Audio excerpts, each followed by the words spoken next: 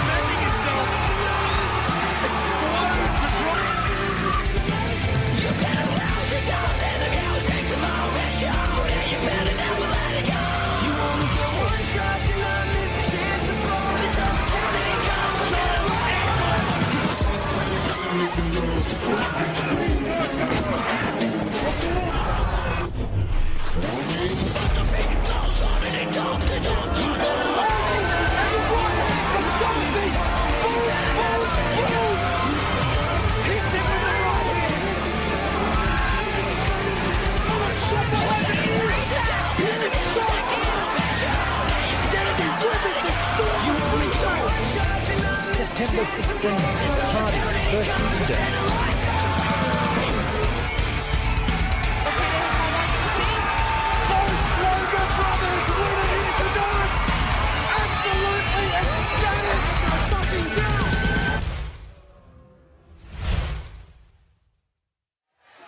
Good evening, fight fans, and welcome to Beatdown Promotions 9, made possible by Next Gen Constructions. Our main event, an international affair, Ixsoon Park taking on Max Kelly. I'm Jake Anderson, joined by Jaden Binney here at the sold-out Eatons Hill Hotel. Jaden, mate, what do you make of this main event? Yeah, like we were just talking about before, Jake, Ixsoon Park and Max Kelly, both men have 3 wins to their professional careers, and neither man has ever won by decision. So it could be either man's fight tonight, but for sure we're going to see what happen early in the first or second round. Absolutely. Both men allergic to the judges. And in our co-main event, we were talking about it earlier, if you'd have told me that Shantara Maharaj and Paul Loga would be fighting in 2024, I would have thought you were crazy. 2 Aussie MMA vets going at it in our co-main event. Paul Loga obviously coming into this one with a head full of steam. And then we've got Quinlan Kelly versus Matt Fordham. What a fight that one is. Yeah, absolutely. Like we were just talking about before, this is an awesome clash of styles. We've got Quinlan Kelly, like you mentioned, with that Ilia Topuria-esque boxing, and Matt Fordham generally looking to try and keep a bit more distance and play a more rangy game. Like they say, styles make fights, and this one's going to be a banger. Yeah, absolutely. With 5-minute rounds in that one, that'll be fantastic welterweight bout. And then, of course, there's the one we were talking about on our prelim card, Quinn O'Connor versus Torres. That looks fantastic, especially because there was just so much animosity between the two. Alex Torres trying at least to get under the skin of Quinn O'Connor, saying the young fella couldn't knock him out because he couldn't grow a beard. And Quinn O'Connor on Instagram, he got like a mannequin head, put a moustache on it and punched it off. I absolutely love this stuff. Yeah, spectacular finish by Quinn O'Connor as well in his last showing on Beatdown with that finish to the body. I'm really excited to see what he's capable of tonight. And Alex Torres getting into one of those combat jiu-jitsu matches like 3 weeks ago. What a fantastic way to get ready for this fight card. And if you're ready, we're ready here at Beatdown Promotions 9.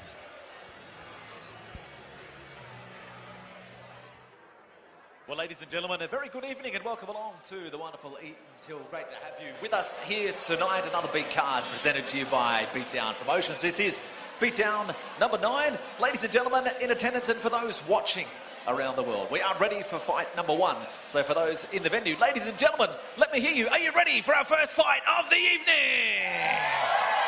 All right, ladies and gentlemen, let's get this party started. Our first contest on this program is brought to you with thanks to Next Gen. We fight 3 by 3-minute rounds, and we do it at a catchweight mod Thai bout. Let's bring out the fighters. First of all, fighting out of the blue corner, this is Declan Fairlie.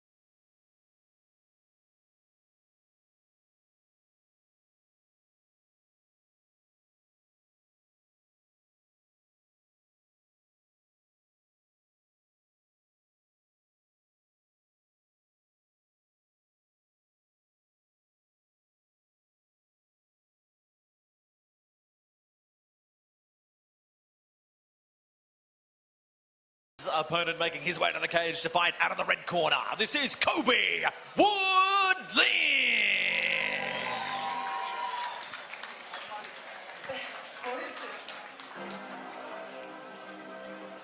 Maybach music. I like this Maybach music.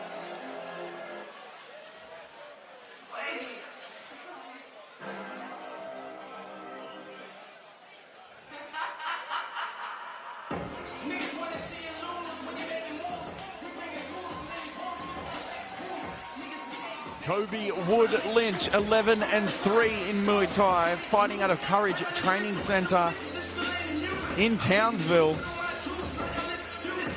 11-3 in Muay Thai, as we alluded to, a BJJ blue belt. It's quite the resume for an amateur. And after a rough debut, he looked great in his last beatdown fight earlier this year against Braden Simpson in Townsville as a hometown kid. Obviously has legitimate striking and the blue belt to match, so it was hard to match him up for an MMA fight, but here we are, Muay Thai bout, and this is a strictly striking affair.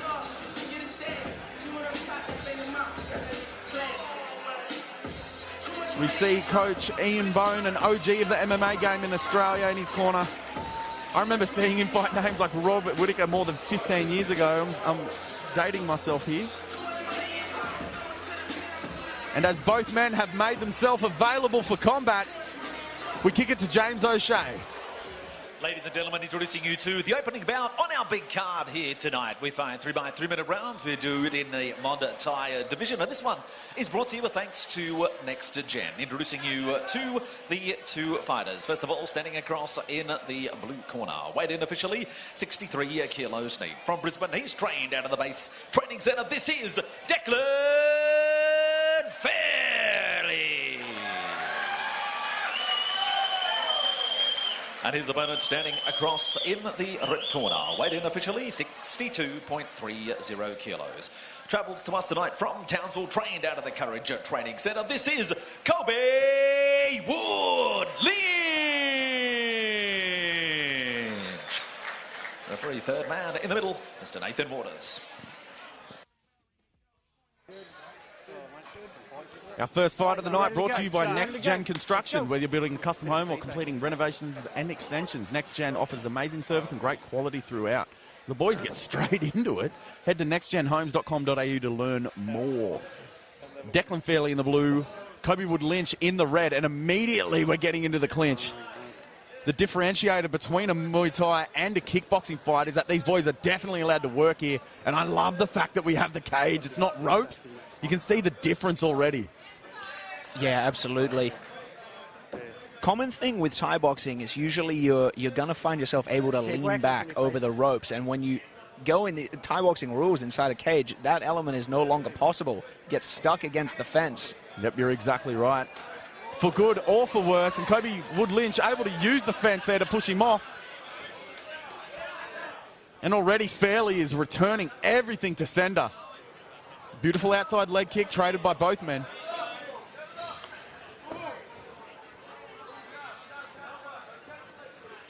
Looking to be very evenly matched already.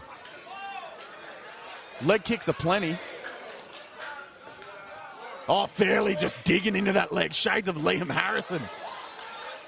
Yeah, he really throws those kicks with no regard seemingly for where they're going to land. Full power and making them count. Wood-Lynch seeming to throw a little bit more hands than Fairlie thus far. No less aggressive. Fairlie again looking for that kick. He could be trying to set something up, switching the stance. You could hear that one and the crowd heard it too. Wood-Lynch just going through these strikes, just trying to deliver his own. Oh, cracked. Wood-Lynch landing a right hand. Looks like it's his go-to, what he's trying to set up.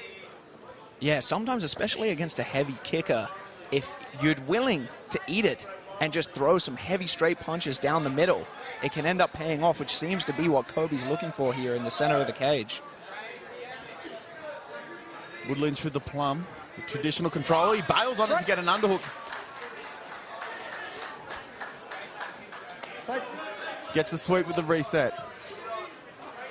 Wouldn't mind seeing Wood-Lynch getting a little bit busier. He seems to be going second a lot. It was a beautiful exit with the elbow. Right hand again hits Fairlie. Corner calling for the knee. It's pretty much the order of the day, and yet another sweep. Fairlie looks like he's fading just a little bit as a beautiful teep takes Wood-Lynch down. What is it? Neutral corner, stay there, please. Stand over here, talk to me. Stand over here, talk to me. Just having a moment. Looks like it might be something with the sight of Fairlie. The timer's still counting down. We should have a pause on that timer. No doubt we'll reset that in a second. Interesting to see what's going on here. Fairlie, yeah, we just got confirmation that Declan Fairlie's saying that he can't see. If he can't see, he most definitely can't fight. And it's waved off, which is disappointing. You can see the disappointment in Wood-Lynch. The amount of work that he's put in, but you've got to still give Fairlie props. He stood up, stepped in on short notice, but if you can't see, that is definitely a problem. If you cannot see in a fist fight, man, that is danger, and that is scary. Yeah, the eyes are really the most important thing when it comes to defense, because if you can't see what's going to hit you, you're in big trouble. So TKO. No, just so it is a TKO victory for Wood-Lynch, not the way that he wanted to win. As we cut to our next-gen constructions replay, here's some of that early work by Fairlie. 2 shots up top by Wood-Lynch and a big right hand. And it's not like Fairlie was out of the fight. He was in the fight the whole time. It's not like he was getting dusted up and then he was looking for a way out. He was in the fight. yeah, absolutely, I agree. So it was not a questionable one in that, but we've got to have the fighter's safety at the core of what we do as we kick it to James O'Shea. All right, ladies and gentlemen, we'll get set to make this one official. Please put your hands together for both of our fighters on our opening bout, and also a big thank you to Next Gen, the sponsor of our opening bout on our card here. Ladies and gentlemen, your victor by TKO when it goes to the red corner, Kobe Wood-Lynch.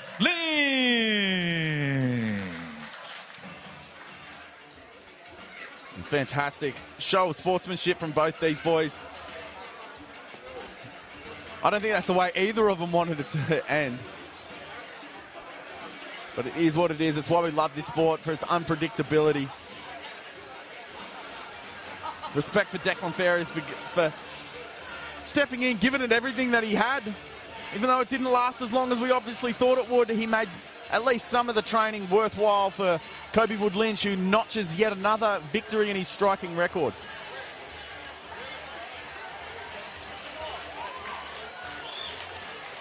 So, ladies and gentlemen, that takes us to the next fight on our big card here tonight. This one is brought to you with thanks to Astute Wollowin. We do it in the lightweight division. Let's bring out the two fighters. First of all, making his way to fight out of the blue corner, this is Damien Tsang.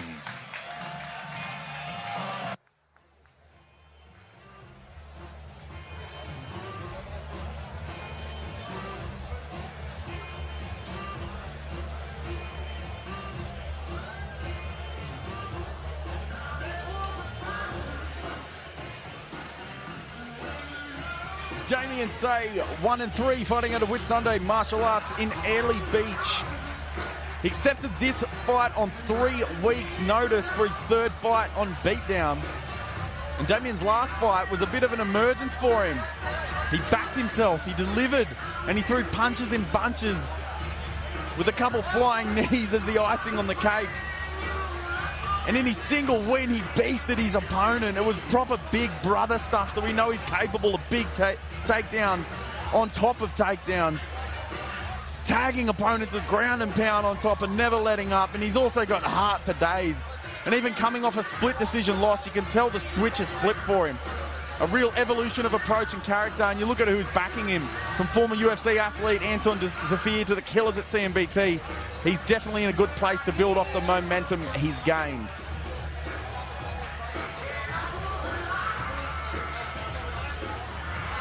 And now his opponent to fight out of the red corner. This is Jake Kennedy.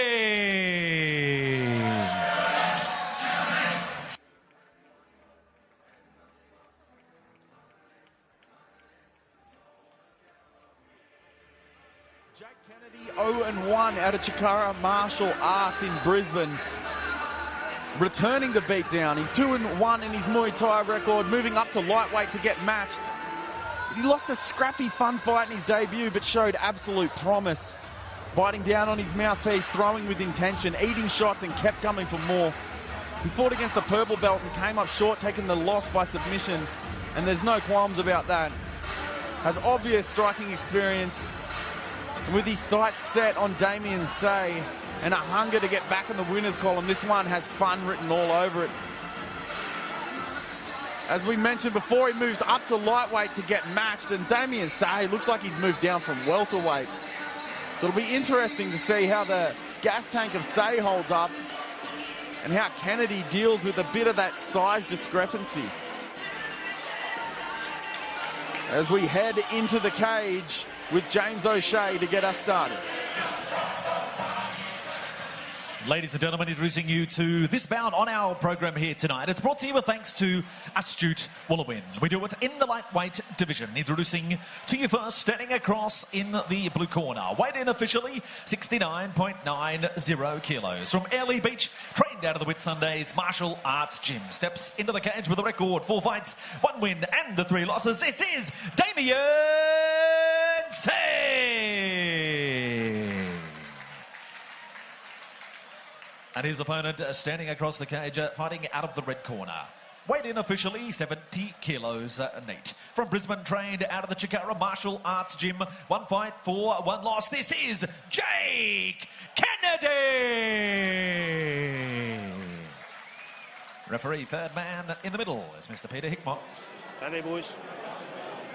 Brought to you by Astute Wollowin. Astute Wollowin is recommended and used by Beatdown Promotions staff for all things finance, loans and wealth management. For all things finance, give Simon a call. 0405 751 173. Fight number 2 of the night. Damien Say in the blue corner. Jake Kennedy in the red. Immediately we see the comfortability of both boys being right in front of each other and throwing, and right as I say that, Say jumps onto a single leg, head outside. Can prove to be a bit of a different single leg when you put your head out on the outside, doesn't it? Yeah, absolutely. He did a good job to finish that one. Like you said at the start, Damien Say is pretty jacked. Watch that cage grab, Jake. It's kind of noticeable. Yeah, he was kind of able to just manhandle Jake Kennedy down there, even with the hips a little bit disconnected. Kennedy doing all right. He's making a good account of himself up against the cage. You can see Say's trying to sneak that foot behind, try and drag that foot and the leg along with it. Already some cage rash on the back of Jake Kennedy. You really can tell how strong Say is, just not from looking at him, but also just what he's able to do. Yeah, absolutely. To just throw someone up in the air like that with a head outside single requires a ton of strength. And even just trying to get you back off the cage. For Kennedy, he's going to need to expend a fair amount of his gas tank to do so. Nice head post that he's got. And he loses it, Say uses it. Love that, how going to the knees and the strikes and then down into a single. Yeah, really nice by Damien Say. Had the leg shelved there for a moment. He cuts back to the center. Great finish by Damien Say. Ends up in a top, almost half guard, into the full guard now. Semi-guard? Yeah, we're just making stuff up now. Oh, beautiful shots. If you were on the ground and you can tell that the guy's getting up and he's posting, he's not going to be able to use that hand for block. We're just letting those hands go. It's exactly what Damien Say is doing. Immediately back to work. That head control is so good. Kennedy would disagree and say that it feels terrible. Yeah, he's doing a great job, like you mentioned before. He's just constantly chipping away with the knees and the punches, and it's hard for Jake Kennedy to know what's coming, and it sets up his takedown. And Say is so good at just getting these underhooks. You can see him just constantly digging. He'll lose one, he'll get the other one. So important for control. Back on that head post.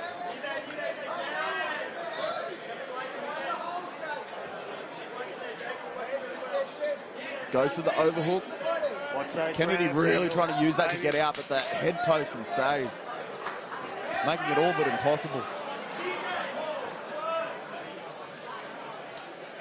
I might be crazy, but it looks like Damien Say does not have a mouth guard on. Either that or it's clear.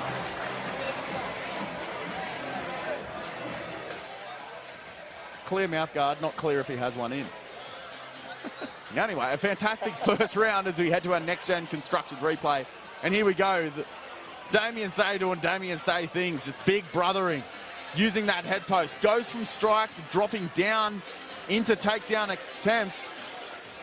It doesn't look like Kennedy's bitten off more than he can chew, but he's definitely got a mouthful. Yeah, absolutely. Yeah, it looks like Damien Say is pretty adamant on just pushing Jake Kennedy up to the fence and getting a body lock. He's done fantastically well so far. He's been in the driver's seat thus far and doesn't look like he's going to take his hands off the wheel.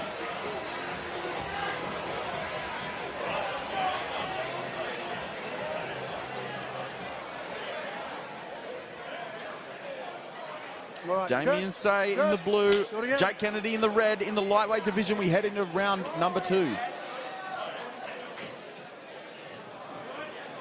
A little bit of the pep of the step. Oh, body, head. I love that.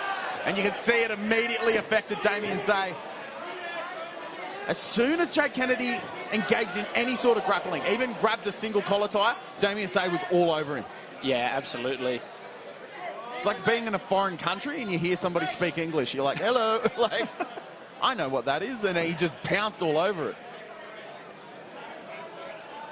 Jake Kennedy trying to speak Say's language, which is grappling thus far.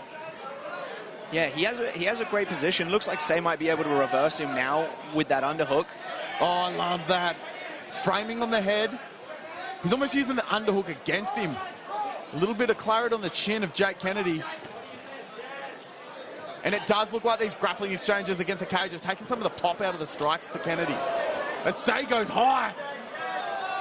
Kennedy trying to oblige him, and he is. It's after Say throws that he's a little bit susceptible to these counter punches. Yeah, both boys really just planting their feet in a very wide stance and throwing down in the center, which is, I think, why Say was having a lot of success in the first round, just getting underhooks and pushing Jake Kennedy up against the fence.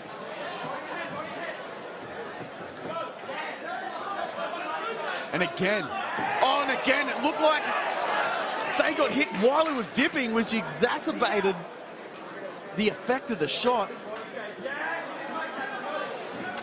And Jake is turning it on. Oh, getting a warning for that spinning back fist because very close to landing an elbow. Kennedy now choosing to pursue the grappling. Going to work. Giving Say a taste of his own medicine. Yeah, it's hard when your opponent puts their head right next to your head like that. Say is essentially sandwiched between the underhook and Jake Kennedy's head. He's done a good job firing in his own underhook to reverse him. But it looks like Say is starting to fade maybe a little bit. It's a fair bit of muscle to feed. I was just about to say that. It's because he's so jacked. It's a double-edged sword. This could be Kennedy's moment to turn it on as they break. He's finding a home for some of these shots, and he's definitely finding the chin. Corner just begging Jake to go when he has his opportunity. Because Say can just become so stifling like this. More dirty striking. Stop! Another round in the books. It really is becoming a back and forth affair. I don't envy the judges at all who need to make sense of this. Fantastically matched. As we head to our Beatdown Constructions replay from round number 2, there you can see it. As soon as the clinch happens, Say is just all over it. Digging for those underhooks. Framing on the head, going for strikes. Kennedy just trying to get what he can get. Doing exactly like you said, just standing, planting their feet, and just letting them go.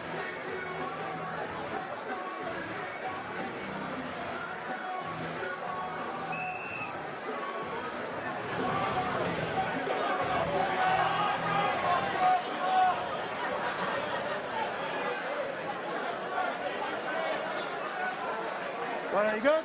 You good? Finish it off. Say and Kennedy enter the definitive round, the third round. Oh, 2 big shots and return. Say going body head. Oh, and he goes up top. Big body lock from Damien Say. Head pokes through and then back to the clinch in a 50-50 position. Oh, I love that frame, and he uses it to chuck in a flying knee. Pummeling up against the cage. And yet more work.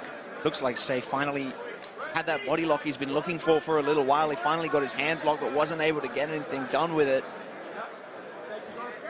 He drops down into quite deep double. That has to be a takedown, and it is. Yeah, great work. Once the hands are locked beneath the bum, it's a very high % chance you're going to be able to finish that takedown. You see the handcuff on the bottom as well. Damien Say controlling that arm. Jake Kennedy expending so much energy, just trying to get rid of all the controls. Oh, and he does fantastically. Scrapes Say along the cage. That was so well done. Brilliant defense from Jake Kennedy. But just Damien Say is just all over him like rainbow on an oil slick. Yeah, he's looking for that head outside single again. Jake Kennedy doing a great job to stuff the head there previously. It's this far in the fight, it's maybe not as practical to just throw someone up in the air on a head outside single once you're a little bit more tired. Yeah, absolutely. I'd say Damien Say wants to try and get to that locked hands double leg again for the highest chance of actually taking Jake Kennedy down. Otherwise, it's going to be extremely difficult. Just a grueling fight, this one. Drops down to Say. Left his head on the outside. Kennedy gave up on that yellow attempt, and in doing so, manages to secure an underhook on this side that we can see. Man, you can just see both these guys are just sucking wind. This is, like I said before, this is just a grueling fight. Looks to be quite deep on this takedown, and Kennedy again pummeling under and lifting up the head of Say. If Kennedy wants to do something about this round, he needs to do it right now. Corner calling for him to break and strike. And he manages to. The problem is Damien Say will do that as well. As soon as there was space, Damien Say was letting him go and getting straight back into this clinch. And Jake Kennedy is trying to do everything to get a strike in between them. Letting one go after the bell doesn't connect. Fantastic fight. Great fight between the two of them. It looked like Damien Say had more of the control. Difficult one to call. The most damage, I think, was to the gas tank of both fighters. As we go to our next-gen construction replay, big takedown from Damien Say. Jake Kennedy did so well to get back up. Both men just grinding at each other, grinding foreheads into each other, throwing punches as soon as there was space. More fantastic sportsmanship from both guys.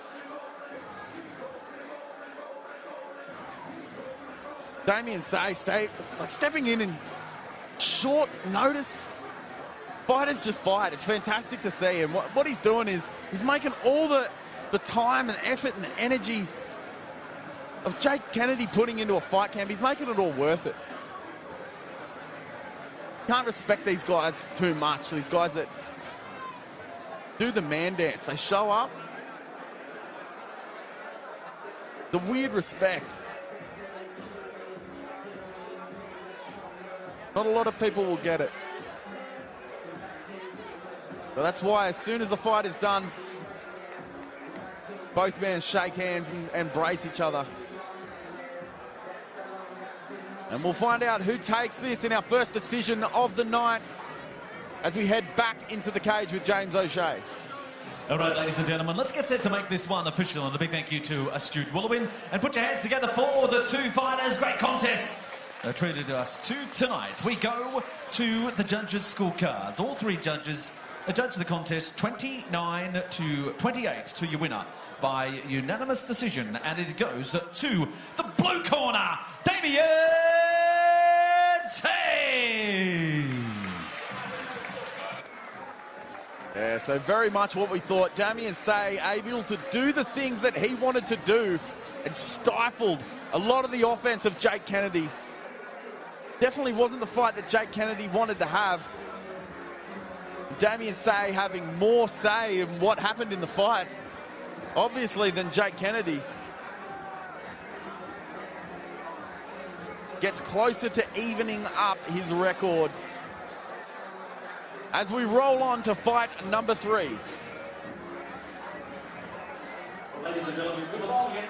Here tonight brought to you with thanks to Beatdown Promotions. Hope you're enjoying all of the action. Our next bout is brought to you with thanks to Confidential Tax and Business Services. We do it in the featherweight division. Let's bring out the 2 fighters. First of all, to fight out of the blue corner, this is Peter Nguyen.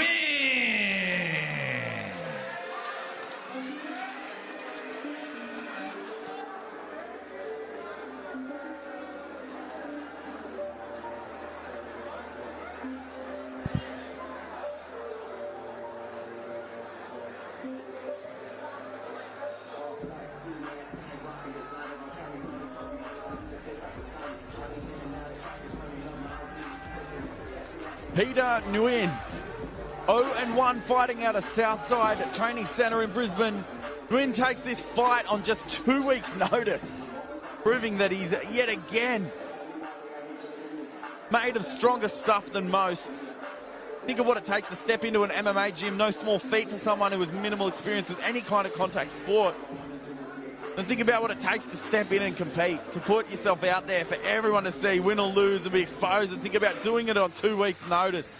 It takes a different kind of human, which is exactly what Nguyen has done. And with the backing of veteran coach Pasha Stolya at Southside Training Centre, he's in good hands. And he's confident in himself. Be able to step in on short notice, make all the training of Jared Gattera worthwhile as he makes his final checks and enters the Beatdown Promotions cage.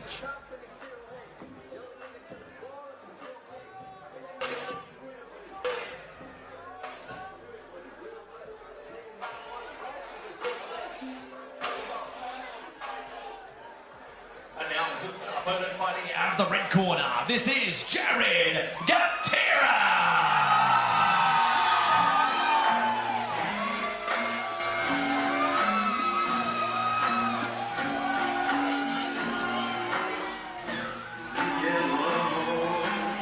Jared Gattera on debut, fighting out of Tribal MMA in Brisbane. BJJ white belt, but he trains alongside Connor Birch, who's on the up as a pro, and you can see him there. On paper, sometimes these matchups don't seem the best, but they nearly always make the best kinds of fights because amateur fighters have something to prove. They aren't as polished technically yet, so they take chances, they make mistakes, and most importantly, they leave it all on the line. Fighting with all heart and raw adrenaline. It makes you love these fight shows for putting these on. And they always warm the crowd up. Peter Nguyen looking very warmed up in the cage, looking very confident.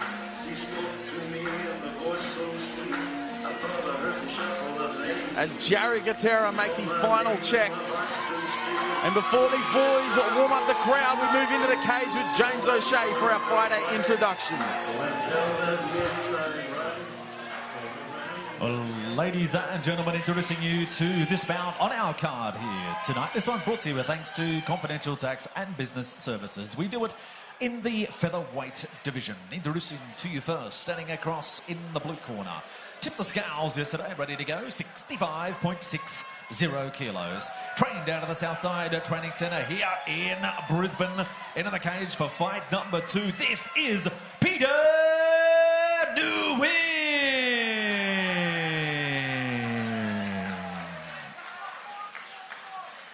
And his opponent standing across the cage, fighting out of the red corner.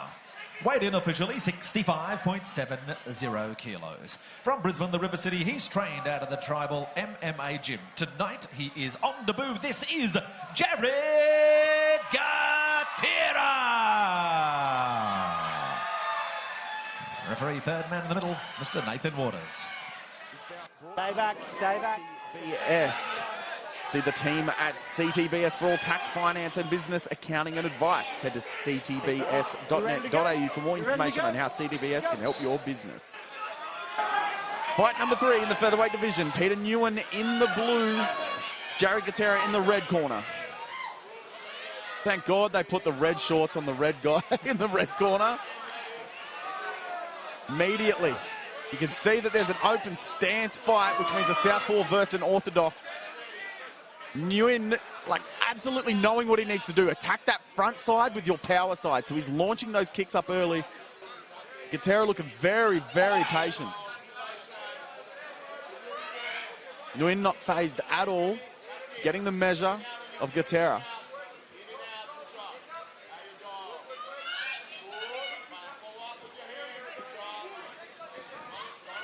And Gattera immediately jumping in. Looks to come around the back of Nguyen. Strong body lock. And gets the takedown. Looks to consolidate the position here, Jaden Bidden. Yeah, really nice Tani Atoshi type takedown there by Jared Gattera. Consolidated a side mount position. The problem with side mount fundamentally is Jared Gattera needs to use his arms to keep Peter Nguyen pinned.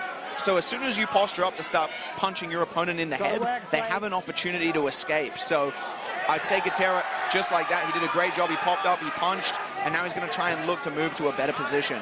Yep, you're absolutely right. He does exactly that. Almost a hard sprawl from Gattera, but not enough.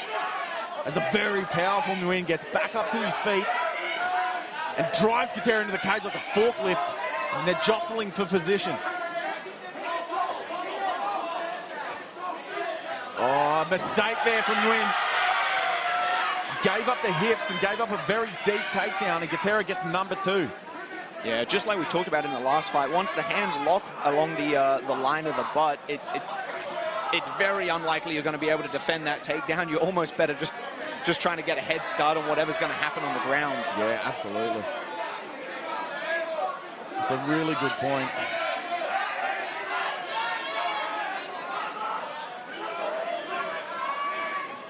And you can just see there that Nguyen knew that that leg was trapped in that position, and he was trying to do everything to keep the posture of Gattera down as he takes the back in aggressive fashion. Oh, man. Looking to go for the choke here as Nguyen. It's hard to see from where we are, but it's definitely not fun. Nguyen looking like he's not attacking the support arm. He might not have to. It's under the chin, but there's 10 seconds left. Oh, you can see the discoloration in the face of Nguyen as Gattera loses the choke but possibly wins the round. We got ourselves a fight. This is fun. You can hear the crowd. Yeah, great work by Nguyen there to stay calm at the end of the round, not freak out and just lift your chin up and give up an easy finish. He stayed calm and managed to keep Gattera's second arm trapped under their bodies so he couldn't get finished. As we go to our next-gen constructions replay, that's, I think, takedown number 1. And what you alluded to, it was the problem. He couldn't control the hips. He couldn't strike. And then he goes 2 for 2 with takedowns and immediately went into that half-guard position, which saw Nguyen turn over, and Gattera took his back like a ghost. He kind of just appeared on it. Yeah, great work by Jared Gattera, sorry. As soon as he was able to jump on the back and pin Peter Nguyen with his legs, he started absolutely laying into him.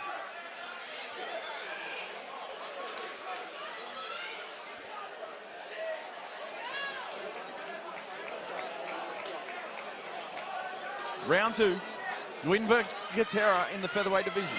Oh, Gattera, man, he threw that from a different area code. Gets a deep, deep body lock. Unable to get into a position where he could use it. Gets the takedown, however.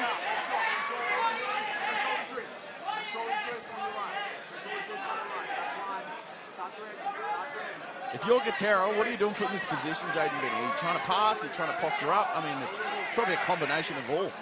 Yeah, I think sometimes when you're a bit newer, when you're in top position with like Jared Gattera is, the temptation, when what you learn in jiu-jitsu classes, you need to pass the guard. But Jared Gattera is doing a great job just keeping Peter Nguyen pinned to the mat. There's really no reason to pass for Jared Gattera. He can start laying down serious damage from this position, but to do so, he will have to lift his head up.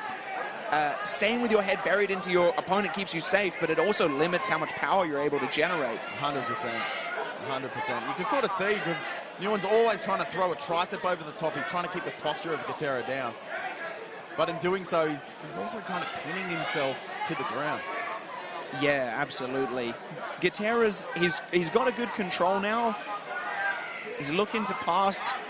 And Peter Nguyen posting up on that elbow, potentially giving up that handcuff like he did in the first round. Manages to stand up. Gattera just smart to be one step ahead. As soon as he sort of knows that Nguyen's going to get up, he grabbed the body lock, and that was beautiful, that trip. Takes out the support. Nguyen finds himself fighting from his back yet again. Toes out of the cage. And immediately going to striking is Gattera. This is fantastic work. Oh, big shots. Gattera's got to move. Excuse me, Nguyen's got to move. Gattera's moving plenty. Nguyen seeming to get frustrated. Almost choosing to try and get one back, and another trip for Gattera. Oh, I love that. The head post. You can just almost punch in front of your own face, and you know your opponent's head's going to be there. Yeah, absolutely. Great work by Gattera to just stay on that body lock. He always manages to snag it as Peter Nguyen's jumping back up, and he just takes him straight back down to the canvas. Oh, I love this. This is old school. This is like Randy Couture stuff from Gattera. Another trip. He's seen something in the way that Nguyen gets up. When he gets up, he's got that old school scissored out legs, but he's almost relying on it a little bit too much. He's favouring the leg, and as soon as Gattera takes that leg away, man, like a house of cards, you can just see it fall down. Yeah, absolutely. He takes a really wide stance to try and keep his balance, and just like you said, the base of support is, it's so wide, it's so easy for Gattera to compromise the base of support by taking a leg out. Round two in the books. Gattera starting to tear this one wide open. As we go to our Beatdown Promotions Next Gen Construction replay, you can see the frustration that time in the face of Nguyen. One down. Ground and pound. Just going to work with every opportunity and then straight back to it. Two down. Going to work again. This is great. It's not like you're seeing Gattera getting down and holding down. He's getting him down and he's letting him go.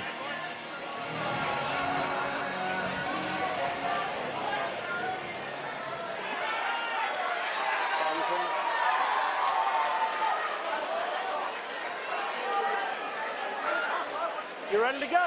You're ready to go. Last round, let's go. Nguyen and Gattera, third round. I'm impressed by Gattera's grappling for a white belt. Yeah, it can be very deceiving. Oh, big shot! Gattera sits him down! Oh, man, that was awesome. He could still be stunned here. Gattera just frantically trying to get to work, but also consolidate the position. Yeah, just like you said in the first round, Jake, that open stance, when shots on the power side land, they're just massive. There's so much power in the punch, and totally stunned Peter Nguyen. Gattera going back to work. Gattera eating shots. He's getting up to his feet. It's almost pick your poison. You get up, you eat more shots, and possibly give up your back, which is exactly what's happened.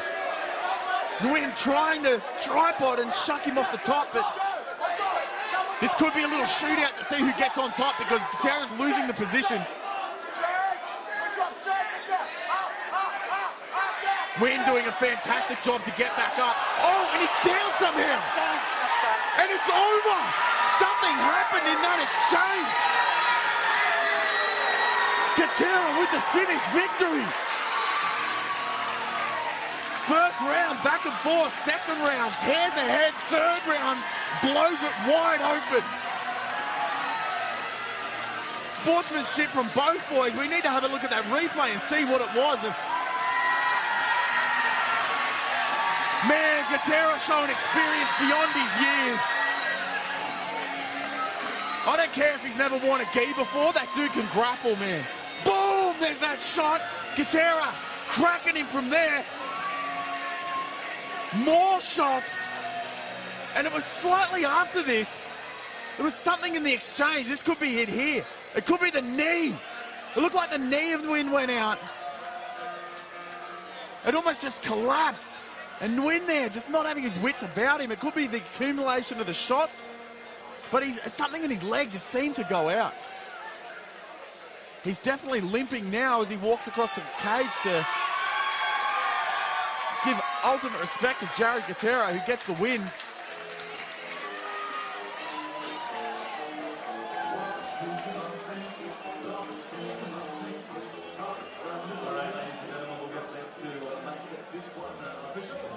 Two fighters to the centre cage, and a big thank you to Confidential Tax and Business Services for sponsoring us for this bout.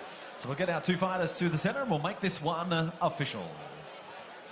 Well, ladies and gentlemen, please put your hands together for both fighters. Again, another terrific display that we've seen here, and a big thank you to CTBS as well.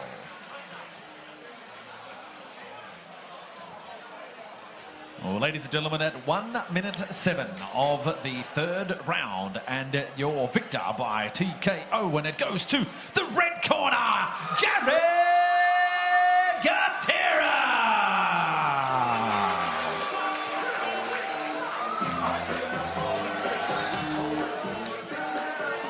All right, ladies and gentlemen, we'll grab a few words with our victor. A spectacular finish. How does that feel?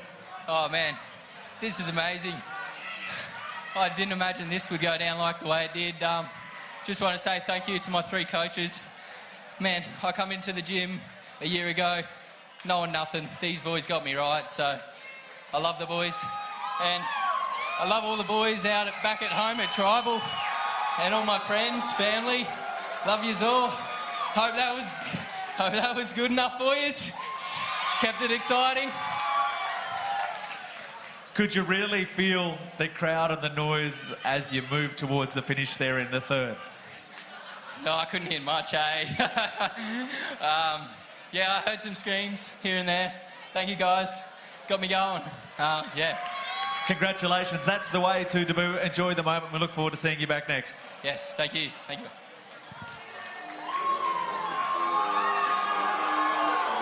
Jared Gattera, one to watch, man. If he looks like that as an amateur, look out, because that was cool. He did a lot of things right, didn't do a lot of things wrong. Took on a big guy, took on a guy from a fantastic gym with legitimate training. And like we said, man, he tore that thing open by the time it was the third round. Well, ladies and gentlemen, we move on to the next fight on our big card here tonight. Hope you're enjoying all of the action here from the wonderful Eatons Hill Hotel and watching at home, of course, ladies and gentlemen. A big card here brought to you with thanks to Beatdown Promotions. This one is brought to you with thanks to Next Gen, and we do it in the bantamweight division. Let's bring out the two fighters. First of all, fighting out of the blue corner, this is Stepanicev.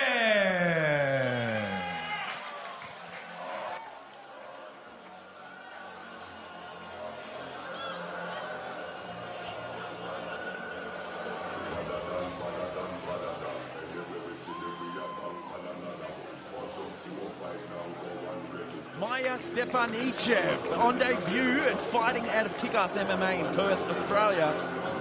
She's a BJJ blue belt at just 17 years old, but because of that, she couldn't get matched in Perth due to her age, as you must be 18 or over with the Sports Commission over there. And a reminder that they only just legalised the cage, which is insane because the cage is incredibly safe for athletes and ropes are not, but I digress.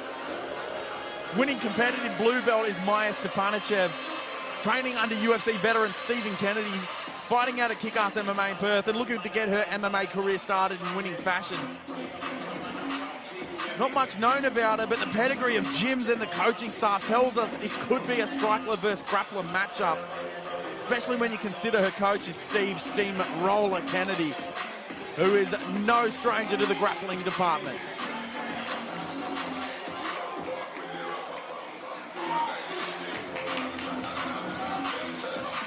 And now, ladies and gentlemen, her opponent fighting out of the red corner. This is Jasmine Ronaki.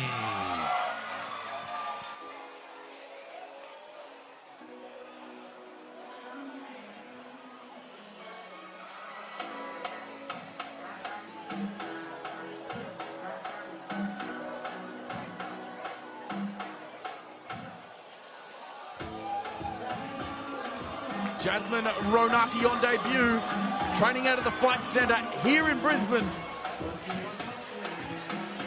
Man, the Fight Centre is a hotbed for great fan-friendly talent. Often a rival coach's worst nightmare when you consider how calm and collected their fighters are in wars. Willing to jump into the fire at all times and come out swinging. But those are big shoes to fill for Jasmine Ronaki. However, she seems more than up to the task. Especially considering it's the folks filling those shoes that got her here to the dance tonight.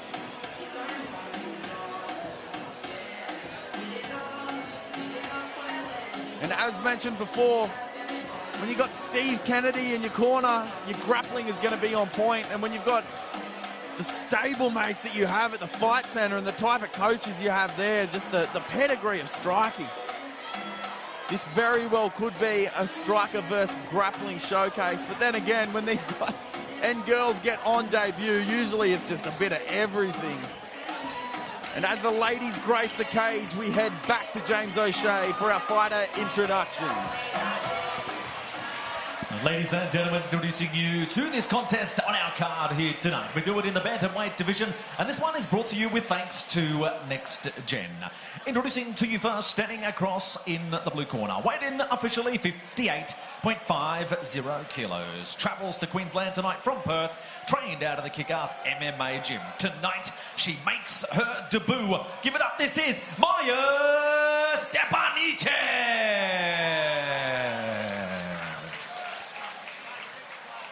Her opponent standing across in the red corner.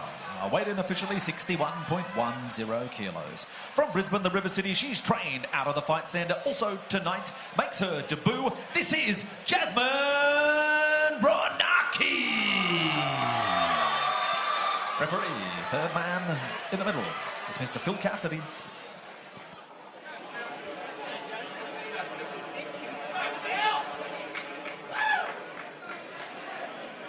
Alrighty, fighter ready. Fighter ready. Go. This fight brought to you by a major sponsor, Next Gen Construction. Whether you're building a custom home or completing renovations and extensions, Next Gen offers amazing service and great quality throughout. Head to nextgenhomes.com.au to learn more.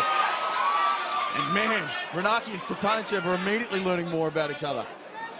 Straight into the grappling. Ronaki gets it down, and Stepanicev just so active on the bottom. That's locked in. It's just a difficult position, especially when you're extended like that. Man, there's something about the ladies' limbs as well. They just tend to not tap, or they're too flexible, or a combination of the both. Man, but Stepanicev going for the... Oh, and she does get it! Out the back door. Able to at least collect a portion of the back. Yeah, phenomenal back take by Stepanicev, already showing some really awesome jiu-jitsu. That's a back take you generally only see in very sport jiu-jitsu contexts.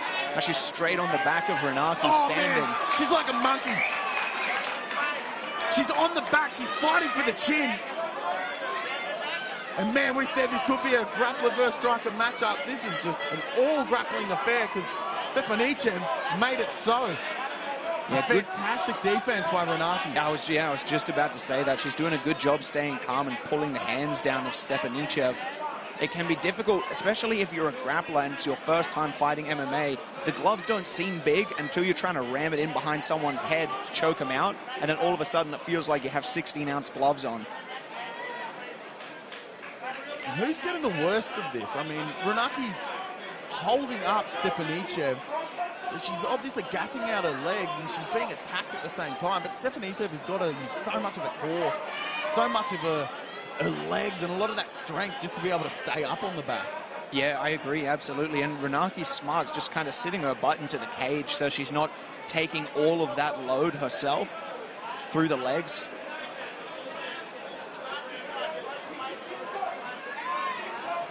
Almost getting a little bit of a stalemate here, or it would seem that way.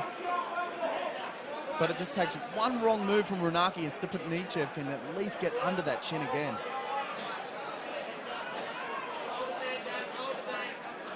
And with 30 seconds left, this could be the story of the first round. Ronaki not able to get much off. And she finally collapses back down, trying to get into a top position. And she very well could. She's minding her P's and Q's very well. Stepanicev just choosing to get whatever strikes in she can. Put a little exclamation mark on this round. You can see just the controls that she's using as well. She's getting those inside controls in her hand, getting that wrist control. She knows what she's doing. She's more than a blue belt. I'd say she's a very seasoned one. Ronaki, no slouch in herself.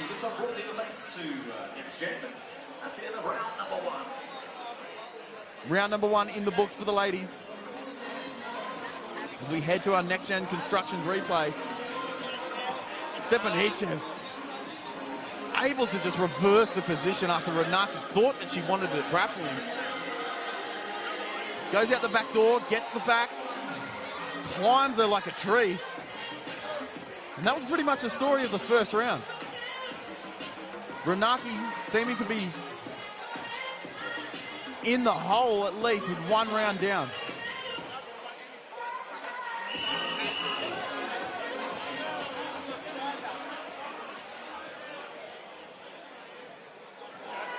We head into round two, see if Ronaki can make it at least even up. Or if Stepanicev can continue her winning ways from the first round. Ronaki keeping a distance this time. Looking to see how she goes on the feet, and quite well. Lands a low kick, lands that right hand. Stepanicev not having any answers for these strikes. The double forearm guard is not ideal with these little gloves. Yeah, I think Ronaki would have definitely gotten some pretty clear advice in her corner to just hang back a little bit, don't engage in a grapple, and punch on. Oh, it looked like there was a little bit of a stumble there. The shots are getting through from Ronaki. Yeah, Stepanicev still just looking a little bit hesitant, just like a little bit inexperienced on the feet, and it's clear that Ronaki's trying to take advantage of that like she should be doing. Oh, and another shot lands over the top. Stepanicev is not reacting well to these. Steve Kennedy says that's enough, and the referee agrees. Man, she was not reacting well to those shots. Ronaki comes back after a loss in that first round. Hands it to Stepanicev, who is still down. As we head to our next-gen construction replay. That is a big shot, snapped around the head of Stepanicev. Another one behind the ear. You can tell her equilibrium was out. She started reacting very badly, and Ronaki choosing long punches, wades in, goes into attack mode. That one right behind the ear. Stepanicev saved by the referee. Steve Kennedy waving it off as well, that it was enough. And I love seeing that. You love seeing that from a coach. You love seeing that from a referee. You've got the fighter's best intentions at heart. You've got their health and safety at heart. That was the right call. And Ronaki just elated with her team. Stepanicev is up to her feet as we head to James O'Shea in the cage. All right, ladies and gentlemen, we'll get set to make this one official. Put your hands together for both of our fighters, and also a big thank you to Next Gen. Well, ladies and gentlemen, 52 seconds into round number 2, your winner by TKO, and it goes to the red corner, Jasmine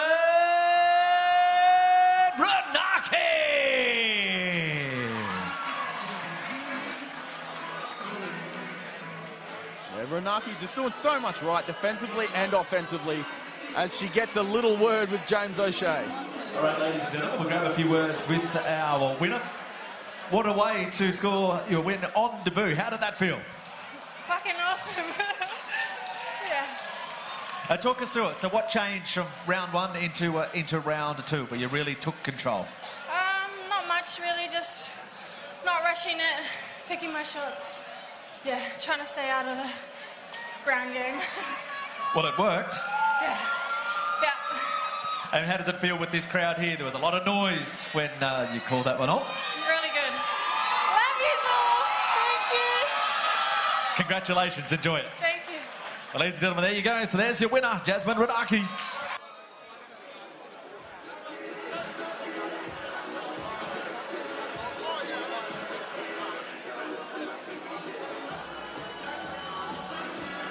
And what a fantastic venue it is at Eatons Hill Hotel. They're always good to us. The fighters are good to us as well.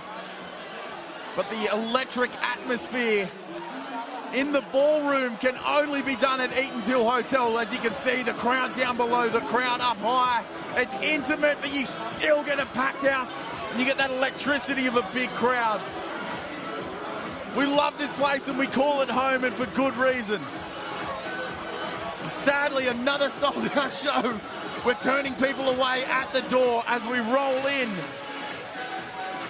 to fight number 5. All right, so ladies and gentlemen, hope you're enjoying all of the action here tonight. Ladies and gentlemen, have you enjoyed the fight so far here tonight? All right, we've got a big card coming up, ladies and gentlemen, but here's your opportunity to stretch your legs and refresh your glasses. We have a short interval, ladies and gentlemen, before we will be back for the next bout on our big card here tonight.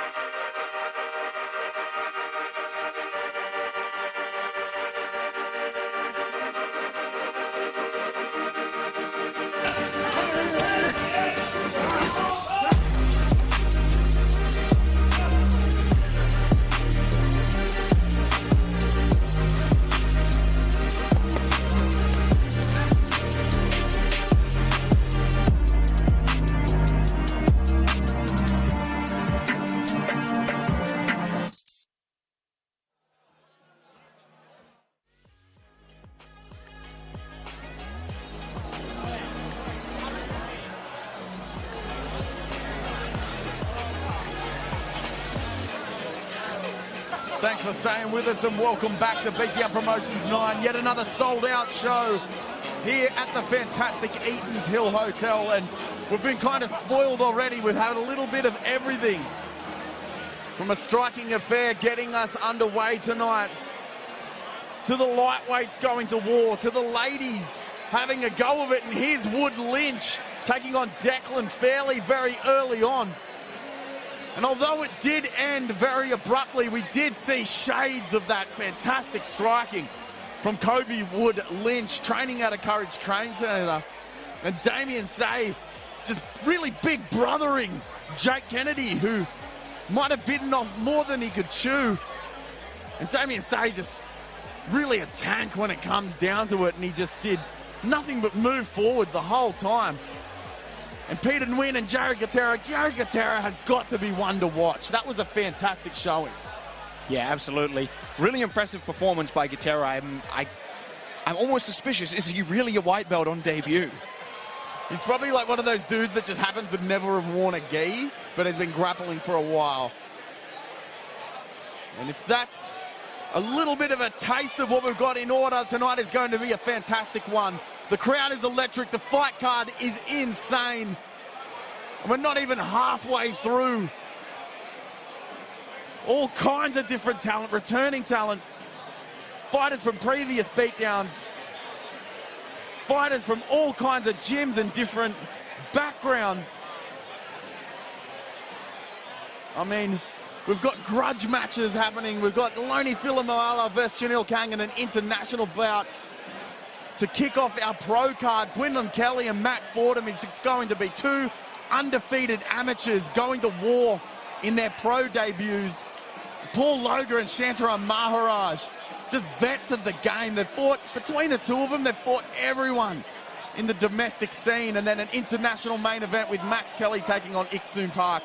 Two dudes who you said before, 100% finish rate in their wins, allergic to the judges when they get their hands raised.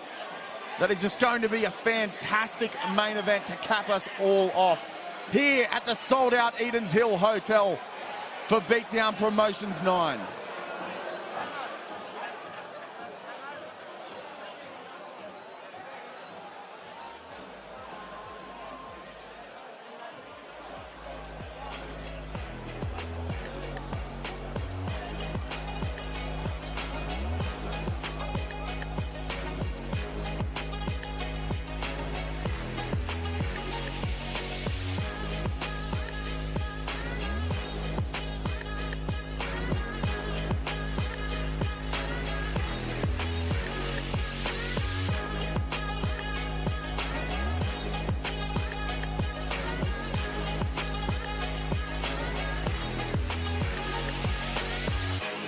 Well, ladies and gentlemen, welcome back here to Eatons Hill. Let's move on with the next bout on our big card here tonight, presented to you by Beatdown Promotions. Next bout on the program is brought to you with thanks to MMA Fight Store. We do it at a catch weight of 79 kilos. Introducing you to the two fighters. First of all, fighting out of the blue corner, this is Liam Buchanan.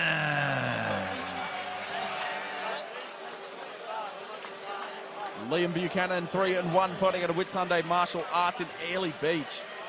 Previously undefeated at 3-0 until meeting Mario Loga at Beatdown Promotions 6, in which he tasted defeat by first round submission. But man, if you watch that fight back, it was frantic and fun as hell. He was in it until he wasn't, and he didn't get to 3-0 previously on luck. Has good striking and trains under UFC veteran Anton Zafir.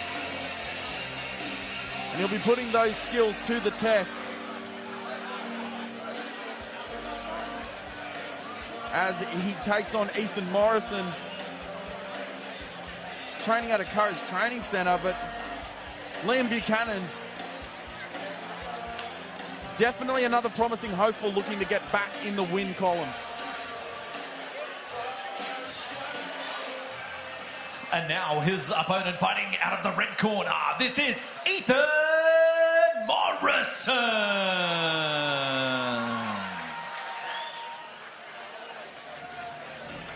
Ethan Morrison, 0-1, fighting at a Courage Training Centre in Townsville under Key and Bone. 4-2 in kickboxing, BJJ blue belt. And if you looked at his debut MMA fight, you might get the wrong idea. It was a first round KO loss, which is never fantastic, obviously. But he did so against Quinn Kelly, who is a marauder. He said that he was like that Ilio Topuria, right in front of you and just throwing hammers. But that loss does belie his skills. He has kickboxing creds. He's a blue belt under Ian Bone, and he's more than ready for this test. Equally as hungry as Buchanan to get that last loss rectified and finally step into the winner's column.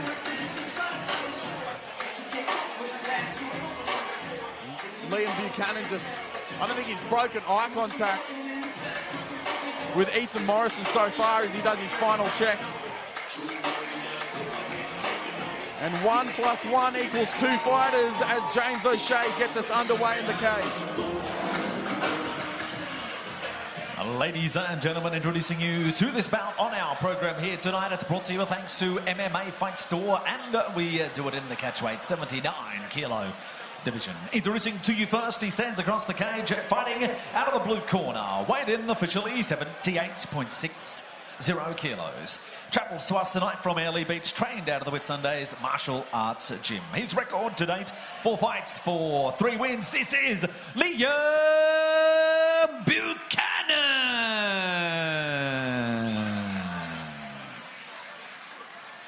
His opponent standing across the cage, fighting out of the red corner. Weighed in officially 78.50 kilos. From Townsville, he's trained out of the Courage Training Centre, steps into the cage for fight number 2, looking for his first win. This is Eatons Morrison. Referee, third man in the middle, Mr. Peter Hickmott. Ethan, just tuck in that. This fight tag, brought to you by please, MMA mate. Fight Thank you. Store. Now with their convenient Brisbane Stay store back. open and running. Getting quality equipment has never been easier. Head to mmafightstore.com.au to upgrade Right, your MMA good, gear today. Good. Fight number 5. In a catch weight, Liam Buchanan in the blue corner, Ethan Morrison in the red, and immediately, there's something going on tonight. Everyone, before I can finish talking, on the floor. Ethan Morrison on top, Buchanan finding himself in a position you never want to find yourself in a fist fight, on the bottom with his guard. And in these grappling interactions, it kind of sucks being in guard because you're pinning your own hips to the floor by holding onto the guy with your legs. Yeah, absolutely. Closed guard is, it's not the best position to be, especially if the guy on top knows what to do, which it looks like Ethan Morrison does, because he's lifting his head up pretty high. He's starting to posture up a bit, and that's where he's going to be able to generate a lot of power with these punches. Oh, and he does exactly that. I mean, this one leaves his arm behind. That is on. That's a trap. Whoa! Right. Flipped it upside down. Literally and metaphorically. He was on the bottom, slapped on the armbar, flipped Ethan Morrison over and gets the tap. And what a weird position Ethan Morrison was in. As he gives mad respect to Liam Buchanan. Man. That was cool. Yeah, great work by Buchanan to pull that off. It's definitely a submission you don't see a ton, especially because as it gets slipperier and slipperier, it's so easy to just rip the arm out of that closed guard armbar, but especially so early in the fight, they're dry. Buchanan got a good bite on the hand, and as soon as he was able to throw the legs up over the head and shoulders, very deep armbar for Buchanan. 100%. You can see what Ethan probably had done that before in training, but not with the cage. I mean, he flipped himself over and got stuck between a rock and a hard place, or the cage and an armbar in this case. As we head back into the cage with James O'Shea. Ladies and gentlemen, let's get set to make this one official. Put your hands together for our 2 fighters, but also a big thank you to MMA Fight Store for sponsoring this bout. Ladies and gentlemen, 51 seconds into round number 1. Your winner by submission coming from the blue corner, Liam Buchanan. Man, that was cool. You've got to be stoked if you're Liam Buchanan. Obviously with a win, but getting back into the winner's column by submission in the very first round, and James O'Shea gets a word. All right, ladies and gentlemen, we'll grab a few words with our winner. In a hurry tonight. Yeah, I was just Anton's jiu-jitsu class that got me through there. Just want to give a shout out to Anton. everyone, the team, family, my missus at home. I can't wait to fucking come kiss you. Thank you, Brisbane. Appreciate it. Talk us through that. It was quick. Come on, you're going to talk to me for longer than that. 51 seconds is what it took. Talk us through what you saw in here tonight. Yeah. I was going to shoot on him. That was the plan coming out. And then I was on my back, but he kept posturing with that right arm. I was just looking for it, and as soon as he punched me, I saw I was free and took it. So, yeah. And that's all she wrote. It worked out the way. What's next? I'll be back in here next February. Damien, I don't know where Damien is. But get me in here in Feb. I'll be here. We look forward to it. Congratulations. Enjoy tonight. Cheers. Thank you. And there we are, ladies and gentlemen. Got the job done in quick time. That is Liam Buchanan. 1 seconds for the submission. That's unreal. And what a likeable guy. Hard worker in the gym. And it's most definitely paid off with that submission win as he takes on a legit opponent in Courage Training Centre's Ethan Morrison. As we roll on to fight number 6. Ladies and gentlemen, let's get set for the next bout on our big program here tonight. This one is brought to you with thanks to Confidential Tax and Business Services. And this one, 3 by 3 minute round featherweight contest. Let's bring out our 2 fighters. First of all, making his way to center cage to fight out of the blue corner, this is Levi Gonzalez.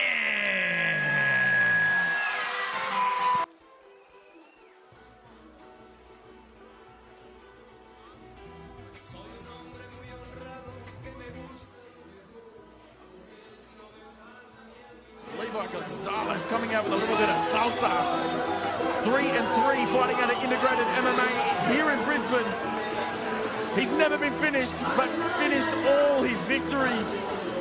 Looking to go over 50% these wins is Levi Gonzalez, who has joined a bunch of his stablemates from integrated MMA on this card.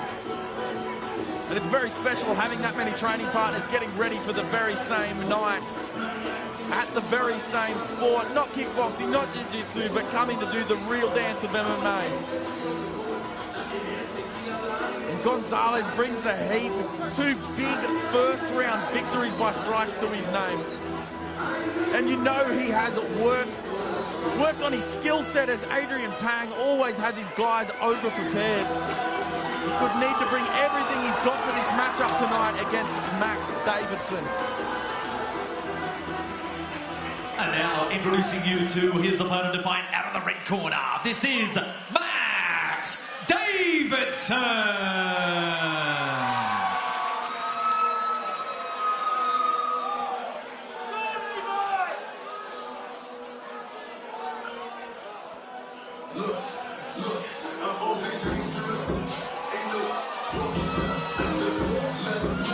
Max Davidson 5-1, fighting out of the fight centre in Brizzy. Bringing his killer guillotine is Max Davidson, starting to string together a couple of fights, and it's 6 total amateur fights. He's a busy boy. His first fight being in August of 2023. If you really think about it, 6 fights in that time, he's been quite active. And as a result, he's becoming well-rounded. Some guys are just built like that. It's better to have them constantly in the gym, especially while they're young and their body can handle it. And that very could be the secret to success for Max Davidson. As he steps in to face Levi Gonzalez, the featherweights take center stage.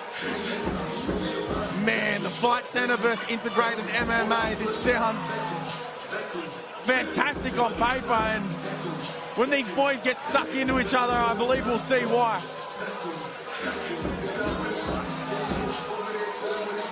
As the featherweights take centre stage, we pass it over to James O'Shea for our fighter introductions.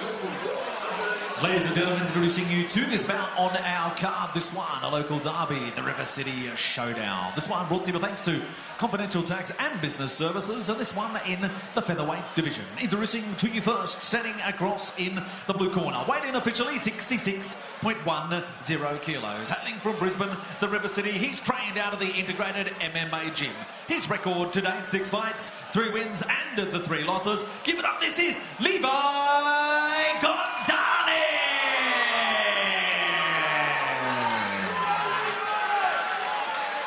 His opponent standing across in the red corner. Weighed in officially 65.90 kilos. Also hailing from right here in Brisbane, he's trained out of the fight centre. His record, 6 fights, 5 wins, just the 1 loss. Make some noise for Max Davidson.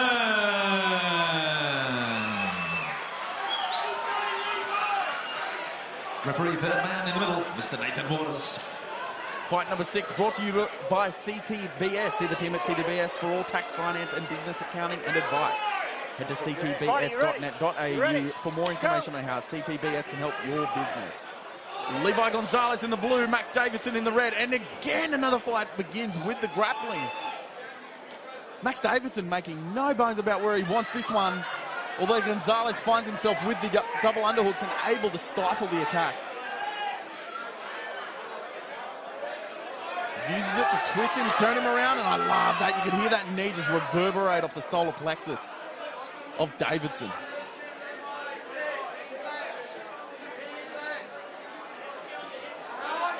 Battle of wills while they battle for position. And tit for tat in terms of who's got control. Yeah, you could see Levi playing up on his toes there. Max is quite tall for I believe this is a featherweight fight. He is, and he's using it quite well. You could just see him breaking the posture of Gonzalez as he digs for that underhook and tries to get it. He just flicked that knee up. It doesn't take much.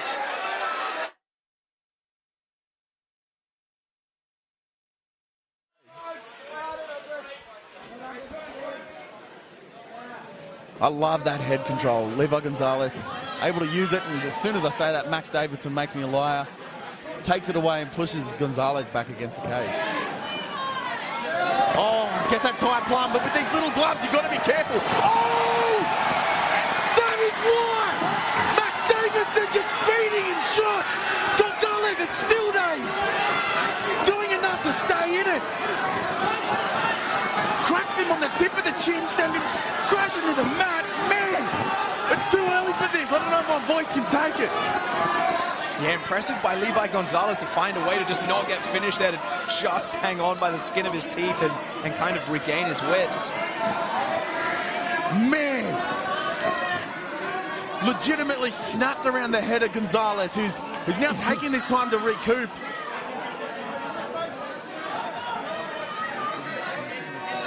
Choosing the full guard, probably to do exactly what we said, but now he's getting active.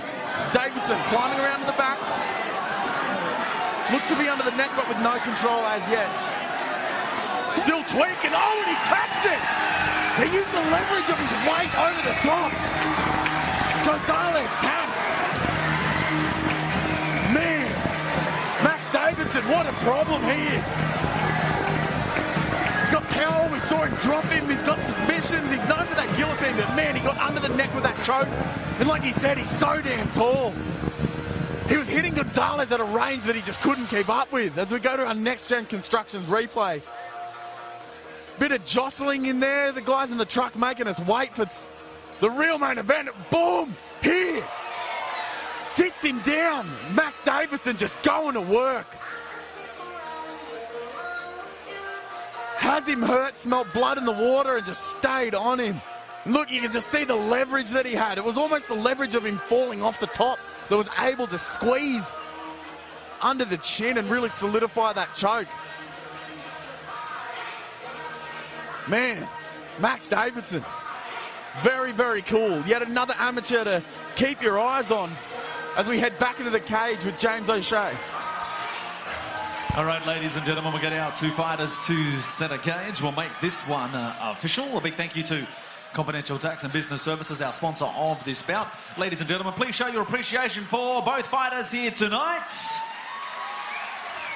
2 minutes 24, round number 1, courtesy of a rear naked chokehold. Your winner by submission, and it goes to the red corner, Max Davidson.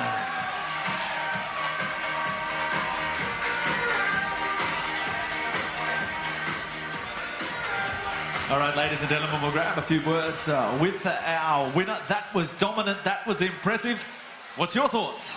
Oh, fuck. I couldn't be happier, eh? Honestly. couldn't be happier. You saw the opportunity and really seized it. Yeah, for sure. I've never dropped someone before, so that was fucking pretty cool. But yeah, nah, just squeezing with everything I had. Fuck. I thought he wasn't going to tap, but lucky. Certainly dropped him, so that was a different experience, and there you knew you had to take advantage of that situation. Yeah, that's it. I heard my coaches just telling me to relax when the finish wasn't there with the strikes. There was the back. The back was there. So another win, building a nice record. What's next, and what's into the future? What's next for me? Fight again by the end of the year. Get another one in. That'll be 5 this year. Fuck. Just got to stay active. I took no damage again, so... Let's have a look. Have a look at that replay. So there's that shot that you landed. Talk us through this. Fuck. Oh, I just love it, I love this shit. Hey, shout out all my sponsors. Cage Kid over here. Legends. Shout out. They're all on my shorts. Shout out my team. Shout out Musashi. Shout out Superior Engineering. Fuck, I'm probably missing some as well. Champ mouth guards. Yeah. Congratulations. Enjoy tonight. Thank you. There he goes, ladies and gentlemen. Pretty excited. What a win. What a statement. Max Davidson. And Max Davidson just dropping opponents and dropping a few F-bombs as well. My apologies for the spicy language. It was Gonzalez that came out with a salsa, but Max Davidson bringing the spice.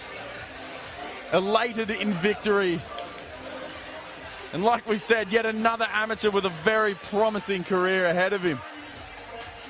The Fight Centre just producing these animals.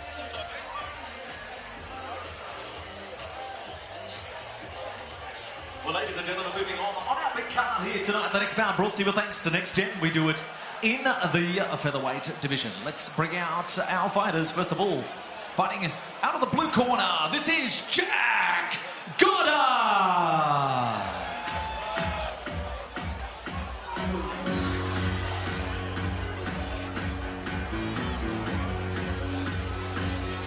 Jack Godard, 0-1, fighting at a Louis Strode Combat Academy in Perth. Not shy in taking hard fights. Originally slated to face Luke Barreto on this card, who unfortunately dislocated his arm in training, but he stepped up to replace Alex's opponent also. So there's a bit of juggling happening on this card, as there usually is. So Godard making the walk as a replacement, taking it after his opponent on the card fell through, as did Ross's. He hasn't competed in over a year, and with a new opponent, that's a definite step up in competition, but we all know that fighters fight, and he stepped up, having one lone outing and coming up short. Might not sound like a good plan, but he's coming from an incredibly experienced gym in the Louis Strode Combat Academy. He's put in the work, and he's earned his spot, and much credit to him for making the work worth it for Alex Ross. And now making his way to the cage to fight out of the red corner, this is Alex Ross.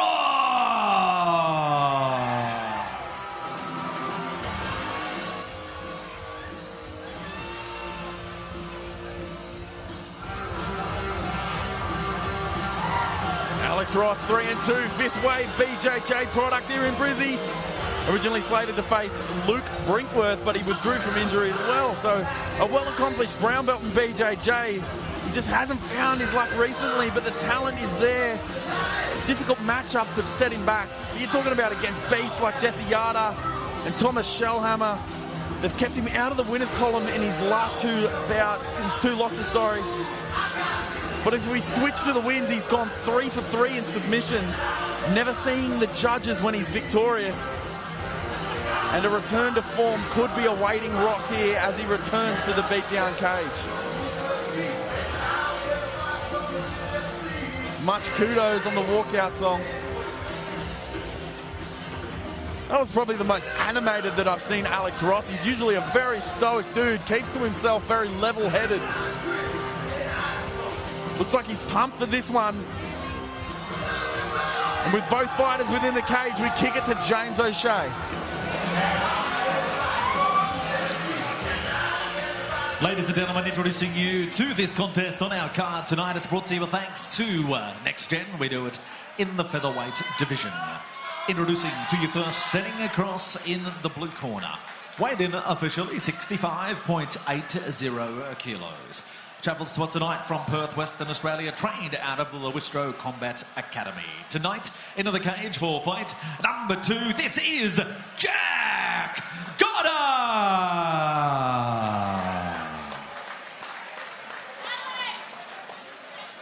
And his opponent standing across the other side of the cage to fight out of the red corner. Weighed in officially 65.60 kilos. From Brisbane, right here, the River City, trained out of the 5th Wave, BJJ Gym. His record to date, 5 fights, 3 wins and the 2 losses. I give you Alex Ross! Referee, third man, in the middle of the action, Mr. Ian Bone. Fight number 7 on the card, brought to you by Next Gen Construction. Whether you're building a custom home or completing renovations and extensions, Next Gen offers amazing service and great quality throughout. Head to nextgenhomes.com.au to learn more.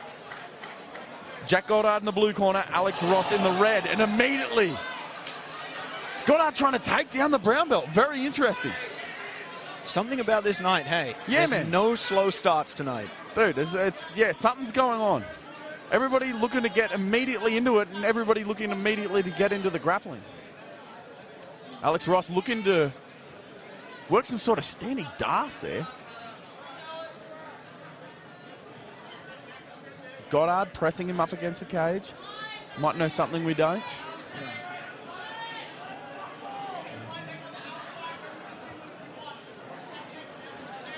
Ross now able to work at least over the top. He's trying to clasp that together by the looks of it.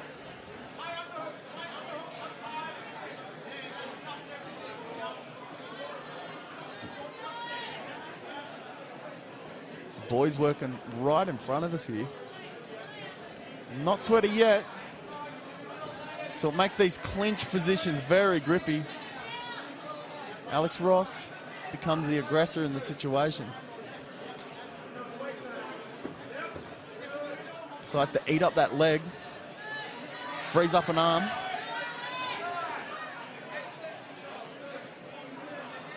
You can just see as those hips go back, expecting a knee. And Ross really just keeping Godard on the back foot, whether it's strikes or whether he's pummeling. As they break, Ross goes up top. Man, he's really just throwing everything at Godard here, just the variety. Godard, light on his feet, goes head, body, head. I love that. Ross just diving into these strikes a little bit too much with his chin in the air. Godard light on his feet, but really, really susceptible to a lot of these strikes. Yeah, absolutely. I would say Godard's doing a good job rushing in, throwing punches, and Alex Ross is standing quite upright with his chin up, like you said, Jake. And he just got clipped there because of it. Oh, man, what a mistake. He had that arm over the leg, almost like a double leg position to stop him from coming around to the back, and with it gone, Alex Ross really tried to jump over and give him the hook, but that is under the, at least across the jaw. Godard fighting for the legs, loses that battle, and he's still got it under the chin. This could be it here. That is a deep squeeze. Look at the coloration on Godard's head. Bang! Man. Ross takes the victory. Fantastic sportsmanship from the two. I mean, both these boys didn't have an opponent. Their opponents fell through. Godard taking the fight, obviously at an experiential differential. And Alex Ross gets back in the winner's column. He's just jubilant in victory.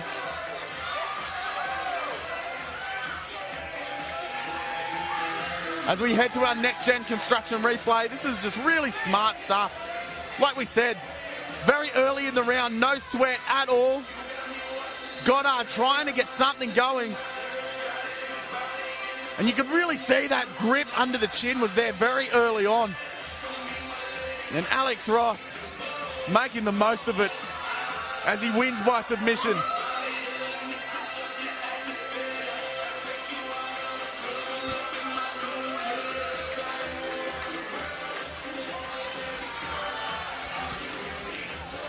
All right, ladies and gentlemen, we'll get set to make this one official. And also a big thank you to our sponsor of this bout, Next Gen. Put your hands together for both fighters, ladies and gentlemen. 2 minutes 45 of round number one. Your winner, courtesy of a rear naked chokehold, and it goes to your victor on this occasion, fighting out of the red corner, Alex Ross.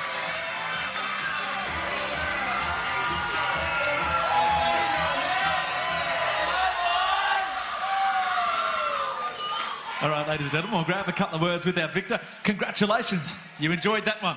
Thank you, man. Oh, fuck, I needed that win, eh?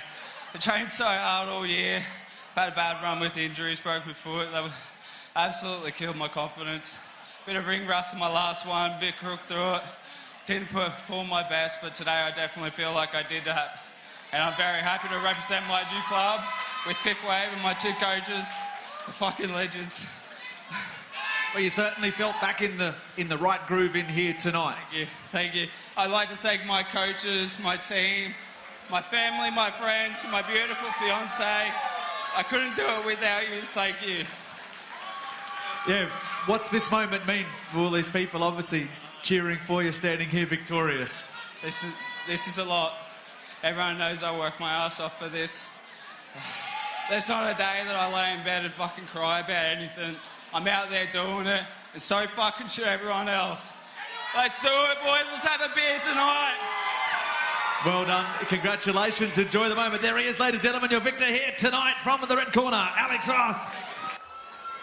Man, you love to see it. The emotions just pouring out of Alex Ross. And these guys take this stuff so seriously. It's something for them to devote their lives to. And they put so much time and effort into it that when you do see this, all the hard work pay off, and they're just magnanimous in victory, man. It means so much to them.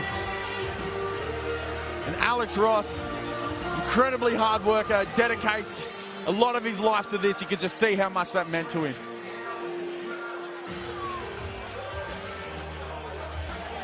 Ladies and gentlemen, that takes us to the next bout on our program here tonight. A sports deal thanks to Confidential Tax and Business Services. This one in the middleweight division. Introducing you to the two fighters. First of all, making his way to fight out of the blue corner, this is Mustafa Wardak.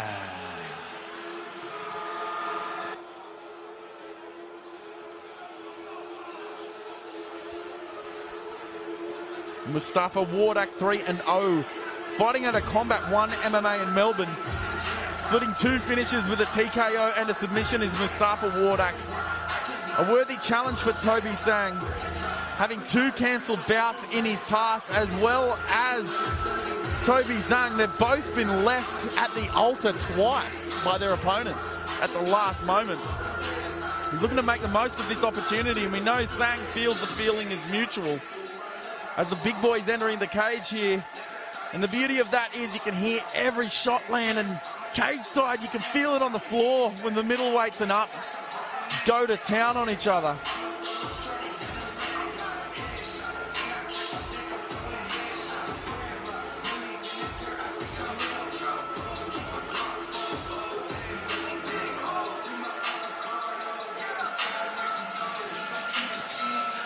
And now introducing you to his opponent fighting out of the red corner. This is Toby Tsang.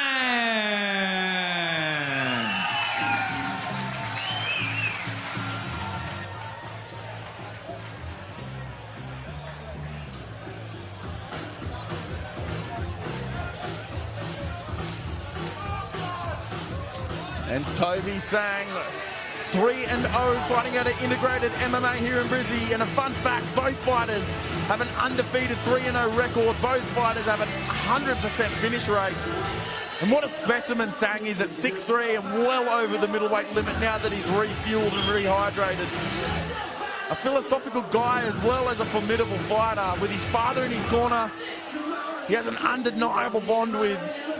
And with 2 opponents pulling out at the last minute, Tsang's air of mystery just seems to grow. Opponents disappearing shortly after weighing in and facing off with Tsang.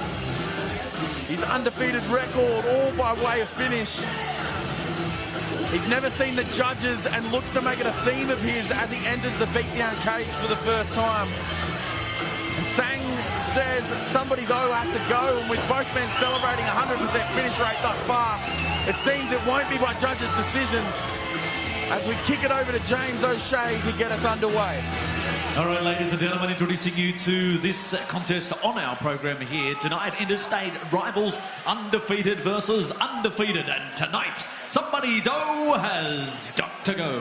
Introducing to you first, standing across in the blue corner. Weighed in officially 83.70 kilos.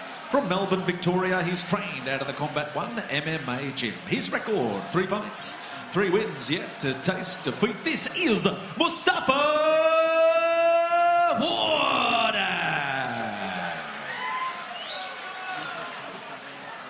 His opponent across the cage, fighting out of the red corner. Weighed in officially 84.20 kilos. From right here in Brisbane, the River City, he's trained out of the integrated MMA gym. He too holds a perfect record, 3 fights, 3 wins, yet to taste defeat. Make some noise, this is Toby Tsang. Referee, the man in the middle, Mr. Phil Cassidy. Fight number 8 brought to you by CTBS. See the team at CTBS for all tax, finance and business accounting and advice. Head to ctbs.net.au for more information on how CTBS can help your business. Mustafa Wardak in the blue, Toby Tsang in the red, and immediately the theme of the night, it just keeps going. A big double leg, Tsang gets him down. Wardak immediately trying to go for a figure 4 grip, but he doesn't have the legs beneath him. Oh, he seems to be working for him, at least to get enough leverage, Jaden. Yeah, it looks he had a good bite on it, but Tsang managed to straighten his arm out. It looks like he's got a decent grip on the arm there, but the problem with this is if you can't get it to work, your arms are absolutely cooked after the fact. And it looks now that Tsang was able to free his arm.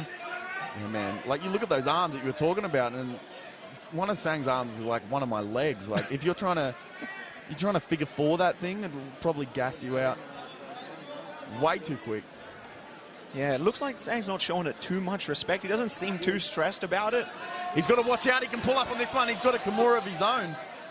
But Wardak uses it to come out on top. He still doesn't have ownership of that arm. Yeah, interesting move by Tsang. It looked like he was almost baiting Wardak to fully lock the Kimura so he could try and reverse him. He ends up on the bottom for his troubles. It's quite the battle for this grip. Oh, I love that. When in doubt, you just find a squishy part and just knuckle it. As Wardak gets on top. Almost going for a buggy choke is Tsang. I mean, with one leg, it might prove difficult. Yeah, I think Wardak was a little bit wise to it. It seems like it's not real until you're caught in one, and then everything just starts to go black. Nice frames from Tsang. He's not really using them as yet. Collecting a leg. There's Mustafa Wardak taking the dominant position. And again, but from this position, this one actually looks pretty deep. I would not be surprised if Tsang finishes this. That's crazy. That's crazy because you can see the amount of pressure that he's literally putting on. Oh man, wow. He used it to get on top. I kind of criticized him before, and I'm eating my own words. That was a good outcome for Wardak, I would say. That looked really tight. He had to trade position, but he was able to get out of the buggy choke. Now with Tsang on his back, hard to see if the hands are locked. Tsang is squeezing. He's got to have something there. Oh, I'm brilliant. Wardak gets rid of it, gets rid of the support hand, and a lot of the pressure of that choke just goes with it. Still super, super calm is Wardak. He's got that arm stuck. If he throws it over his head, he could go into guard, but no. Tsang able to get enough control that he can keep himself on the back. And that's the end of round 1. Dude, could you imagine if that buggy choke from half guard reversal was in the UFC? Everybody on Monday would just be like doing these weird stretches to be able to pull that thing off. But here we see, fighting for this position, Wardak going to the body, trying to break down Tsang, and here's that reversal. It's so weird. He like almost had to respect it, and it ended up with Tsang on top. So, man, plenty of ways to skin a cat. Yeah, if you've never been on the receiving end of a tight buggy choke, it might look like a bit of a gimmick, but I assure you, Wardak was probably very relieved that Tsang traded in position to get out of that buggy choke.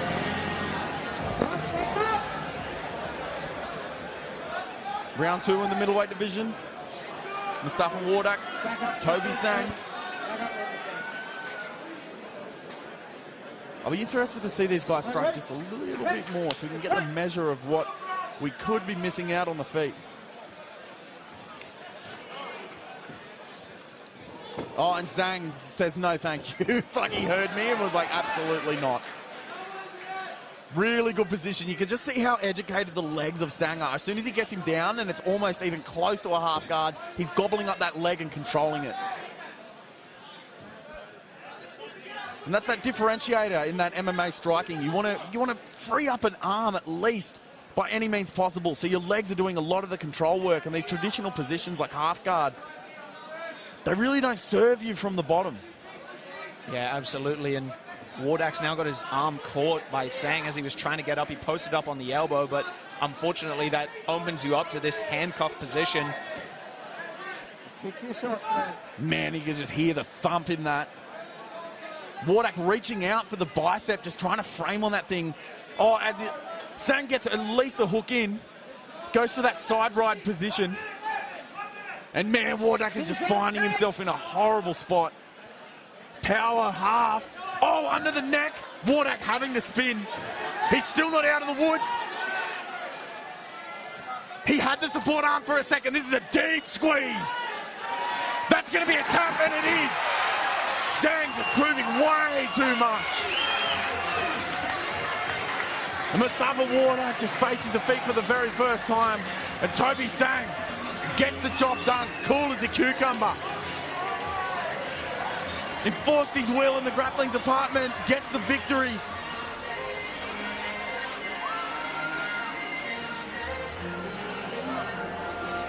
Man, what a talented kid. I can't think of another guy at middleweight in the amateurs, offhand at least anyway, that could stand in here with him, but he needs to find another opponent in ASAP as we head to our next-gen construction replay. Big body lock takedown, straight into half guard, uses it to upgrade, takes the back and just attack, gets the submission. Yet another submission victory for Tsang. Another one is allergic to the judges as we head back into the cage with James O'Shea. All right, ladies and gentlemen, we'll get set to make this one official as we get our two fighters to centre ring. Show your appreciation for our two stars in the ring here, ladies and gentlemen. Give them a big round of applause and a big thank you to CTBS for sponsoring this bout. Ladies and gentlemen, 1 minute 22 of round number 2. Your victory coming by submission courtesy of a rear naked chokehold, and it goes to the red corner, Toby Tsang.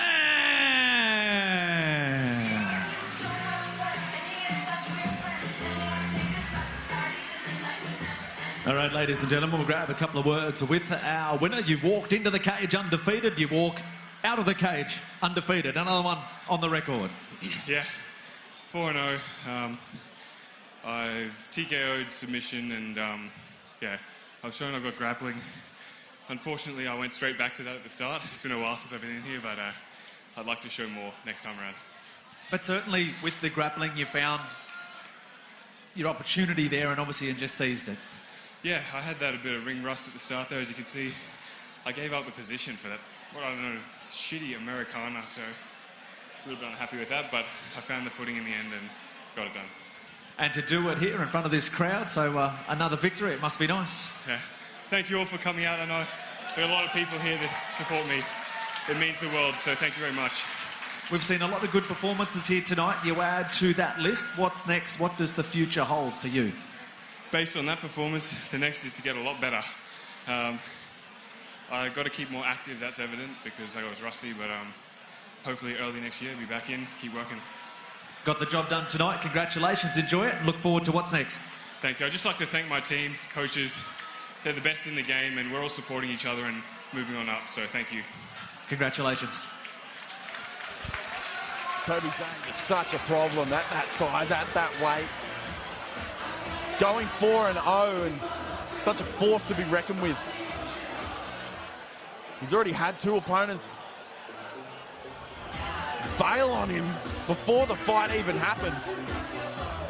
So I'm not too sure who's going to want to step in with him next, but we can wait and see. Well, ladies and gentlemen, we'll now head into another interval. We hope you're enjoying all of the action here tonight from the Eatons Hill. This is Beatdown Promotions.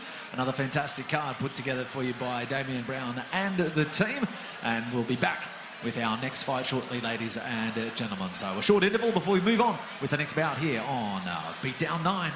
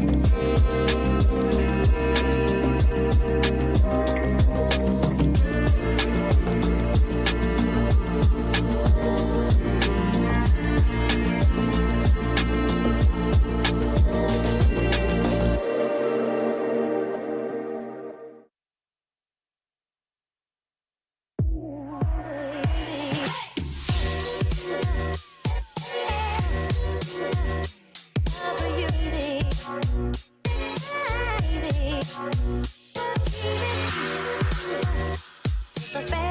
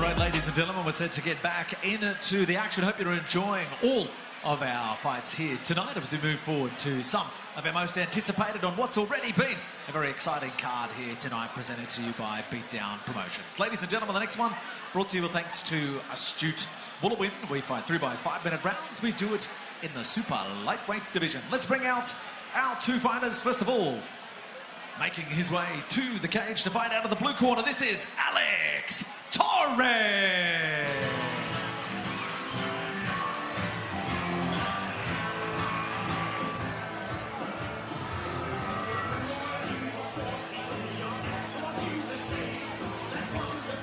If you followed us on our socials, you'll know there's been some back and forth between the boys in this one.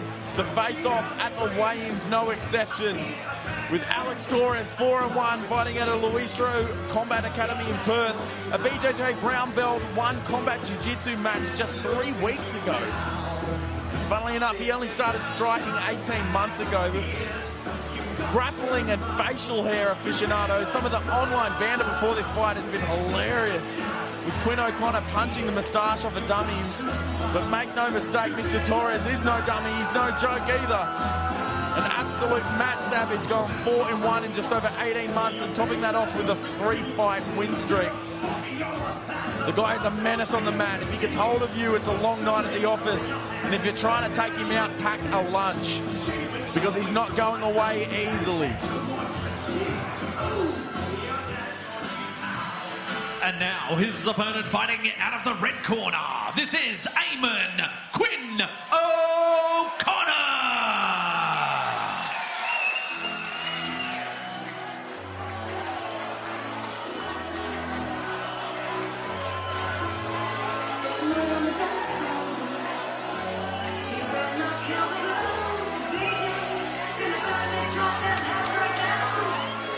Quinn O'Connor, 4-1, fighting out of integrated MMA in Brizzy. And this could be murder on the dance floor. Exhibiting experience beyond his years, patient for a young fellow with a young career. Our notes say he's coming off a body shot TKO victory. He's looking to cement himself on beatdown as a top amateur. I say he already has. He doesn't get put out of position or allow himself to be out of position often. Has solid technique and fairly tested everywhere from on the feet to the ground. And with 3 wins by strikes, he has undeniable talent and undeniable stopping power. And with the backing of integrated MMA, it's heartening to see a new wave of talent emerge from such a stalwart gym under the tutelage of veteran Adrian Tang. We're all the richer for it. And with both men entering the beatdown cage, the banter's over. They'll cut the talk and walk the walk as we cut to James O'Shea. All right, ladies and gentlemen, introducing you to this bout on our card here. It's brought to you with thanks to astute Wood-Lynch. It is 3 by 5-minute rounds. We do it in the super lightweight division. Introducing to you first, standing across in the blue corner. Weighed in officially 74.30 kilos. From Perth, Western Australia, he is trained out of the Luistro Combat Academy. Brings to the cage a record 5 fights, 4 wins, and just the 1 loss. This is Alex Torres.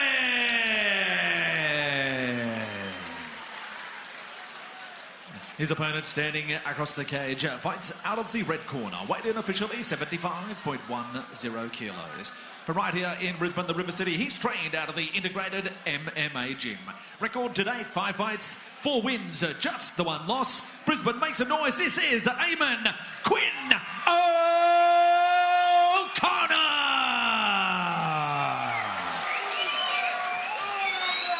Referee in charge of the action, Mr. Ian Bone. Fight number 9 on our card, brought to you by Astute Wood-Lynch. Astute Wood-Lynch is recommended and used by Beatdown Promotion staff for all things finance, loans and wealth management. For all things finance, give Simon a call on 0405 751 173. Fight! Alex Torres in the blue, Quinn O'Connor in the red. And Torres just really choosing to be right in front of Quinn O'Connor. Probably looking for that opportunity to shoot, but haven't seen a bar of it yet. I love those level changes from Quinn O'Connor, Torres just diving on a leg, is able to get at least one. You can really see the urgency in Quinn O'Connor just trying to get him off his hips, and he does a fantastic job.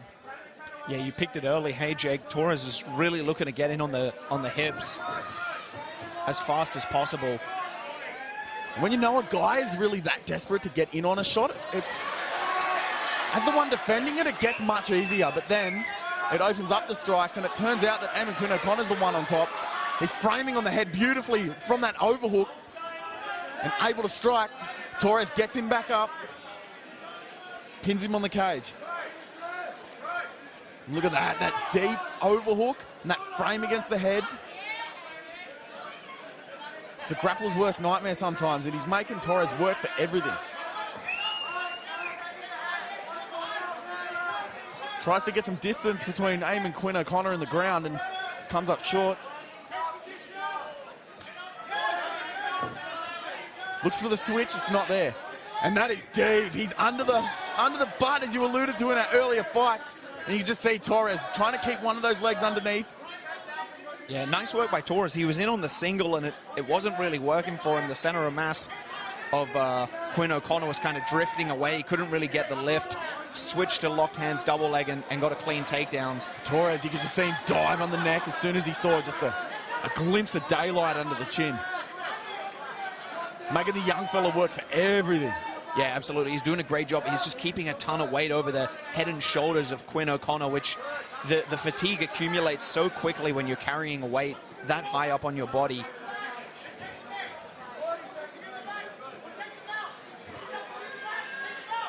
People say, oh, it could be a striker versus matchup so often, but they forget that when you're a grappler, you get to punch them on the ground, which is probably the greatest thing in all of fighting. Quinn O'Connor back on his feet, and Torres says no thank you. At least shoots again, and those are big shots. Dumps him straight back down. That was funny by Quinn O'Connor. He basically looked like he was just willing to accept the takedown and try and smack Alex Torres as hard as possible. Oh, he's trying to dive on a triangle. Oh! Quinn O'Connor just unfortunately giving it to him. I think this could be the fight done. It's locked. It's locked, and he's cut a big angle. Oh, man. If there was only just slightest bit more time, and Torres smiles as he gets up. There was no shoulder in that at all. It was just tricep into the neck, locked behind the neck, posture killed. Man. Quinn O'Connor just escaped one as we go to our next gen replay. And immediately, full of beans is Torres. You can see that reverse grip that he had on that shot. Man, that was cool. And Eamon Quinn O'Connor, just old school. Overhook, driving him down, hitting him. Torres going for shots, jumping into this triangle. Looked almost like Eamon Quinn O'Connor tried to slam him, but actually gave him the triangle. Looks like he's getting an earful from Adrian Tang about what to do. He's asking for big shots, and I'm sure that's what Eamon Quinn O'Connor's also thinking.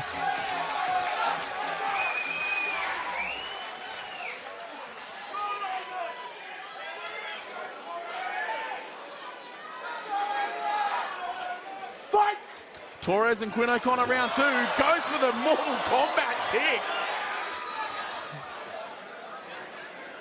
There is no way you could ever say Alex Torres is not an exciting fighter to watch. It's so freeing because I kind of think he doesn't care. Yeah, I agree, absolutely. Like eats one there, doesn't really care too much about that. The beard's good for that. Like he just likes being in there. As he throws the overhand, steps through, grabs onto the legs of Quinn O'Connor and manages to at least trip him and get him into this position. He's got to watch that neck there. Oh, man. Quinn O'Connor choosing to be the big brother, booting the legs, a la Cowboy Cerrone. His corner just telling him to dive on top. He does so, but it's almost like what Torres wanted. Yeah, Torres is... he just looks so comfortable no matter where the fight goes. It seems like maybe he's kind of had a feel of what Quinn O'Connor's got to offer, and he's seeming not too worried right now.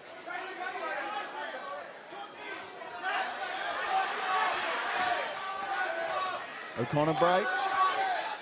Torres looking to kick at the legs. Oh! Turns away. The head of Torres. Torres looking to change levels, but he's almost getting a little bit too obvious with it. I'd like to see him go down, come over the top, and then shoot again. Yeah, it's interesting how Torres, he takes a really low shot and gets in on that low single, and he manages to hustle Quinn O'Connor down every time. Gets that Kimura, flips him over, unable to take the back from it, at least so far.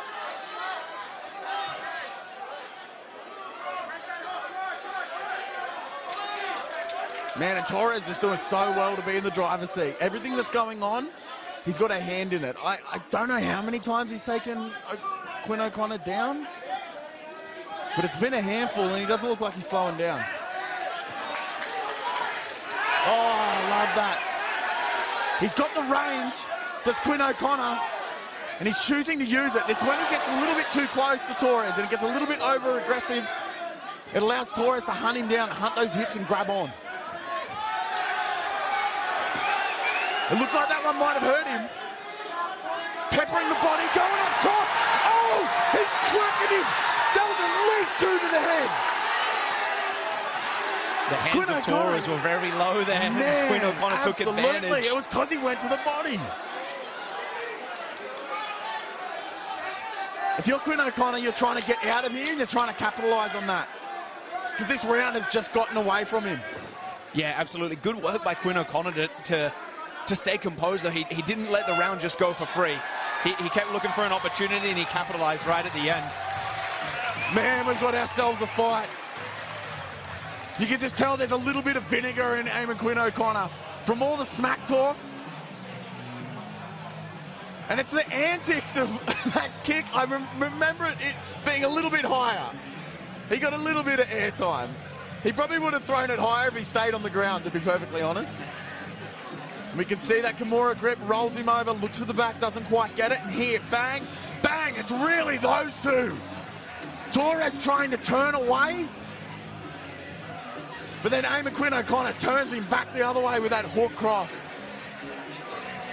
And there's a lot of ways to defend a right hand. I mean, you can pull, you can slip, you can dip, you can parry, and he chose to turn away, and it just fed him with that hook, that 3-2.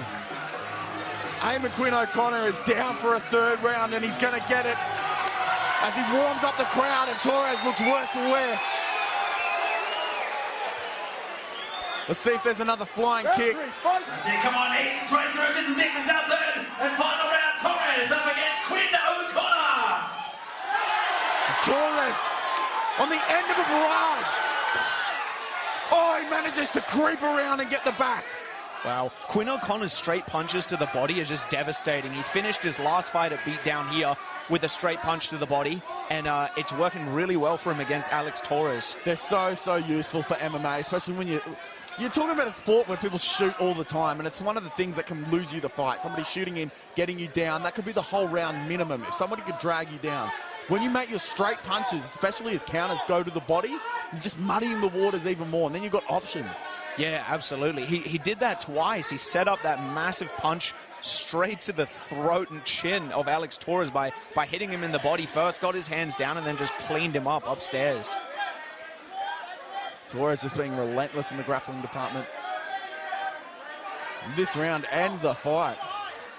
As he uses that body lock to get it to the ground, I don't think he cares in what fashion, even if he's on the bottom at this point. Quinn O'Connor tells him to get up. Torres says okie dokie. Torres being forced into a striking exchange, at least for now. And Torres backing up is not good. He's got to go at him no matter what happens, even if it's a spin kick like that. Yeah, absolutely. Quinn O'Connor's really finding a home for his right hand on Alex's chin every time they end up outside of the grapple.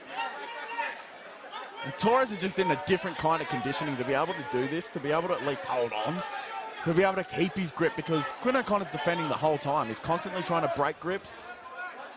He's constantly messing with his posture. But Torres with that grappler strength, and we see it there. And look at the experience of O'Connor, just knowing to get to the gutter, get his butt to the gutter, start building height. But it's Torres that's building height, at least at the moment, going for that Kimura grip. Tags O'Connor, just smiles. Goes to the body again. Let's see if he goes down up. And he does. Gets a deep underhook. Man, if I'm Quinn O'Connor, I am getting out of here and I'm throwing hands.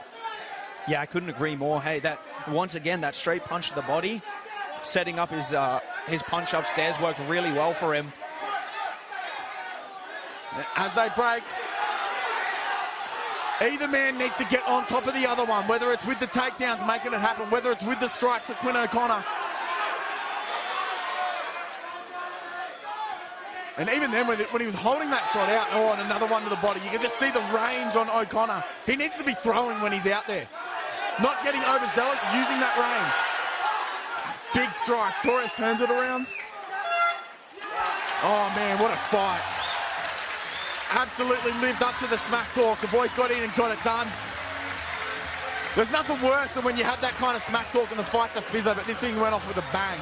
Yeah, absolutely. This is probably one of the few fights where the fighters actually lived up to the pre-fight banter on Instagram. Man, Torres he's just different as we go to our next-gen replay. He ate a lot of shots. You can see them here, and he just kept trying to implement his game no matter what happened. You can see those body shots from Quinn O'Connor. They're so experienced, man. Like, it's crazy. These integrated guys come in and they're so ready to go. As amateurs, they have the IQ of the pros. With Quinn O'Connor being no exception. Very difficult one for the judges as they're still deliberating. We want them to get it right, so we'll give them all the time in the world. As Eamon Quinn O'Connor and Alex Torres wait in the wings. Probably the hardest fight Alex Torres has had thus far.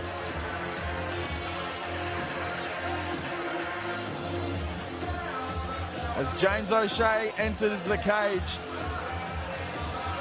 All right, ladies and gentlemen, let's get set to make this one official. A big thanks to astute Wood-Lynch, and put your hands together for our two fighters.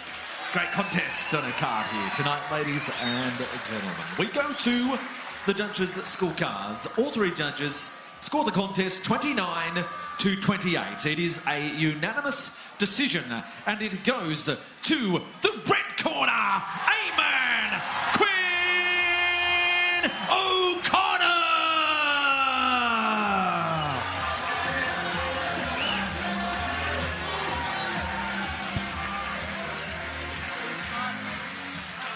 All right, ladies and gentlemen, we'll grab a few words with our winner. Certainly a fun fight, but another victory on the ledger for yourself.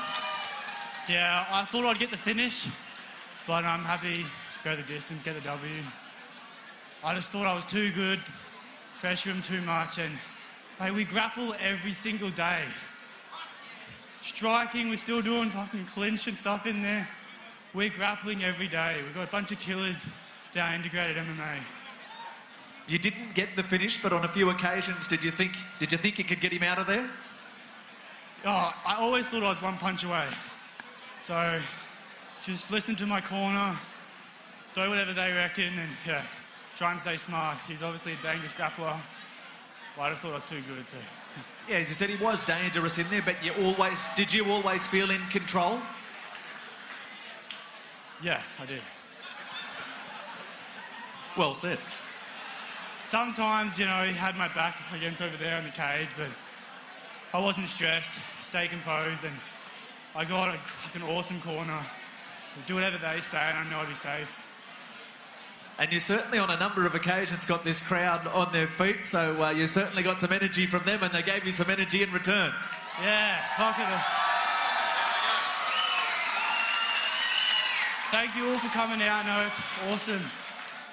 Wouldn't be the same fighting in front of no one, you know, fighting in front of all these people. Thank you to Baze, thank you to Damo putting this fight on.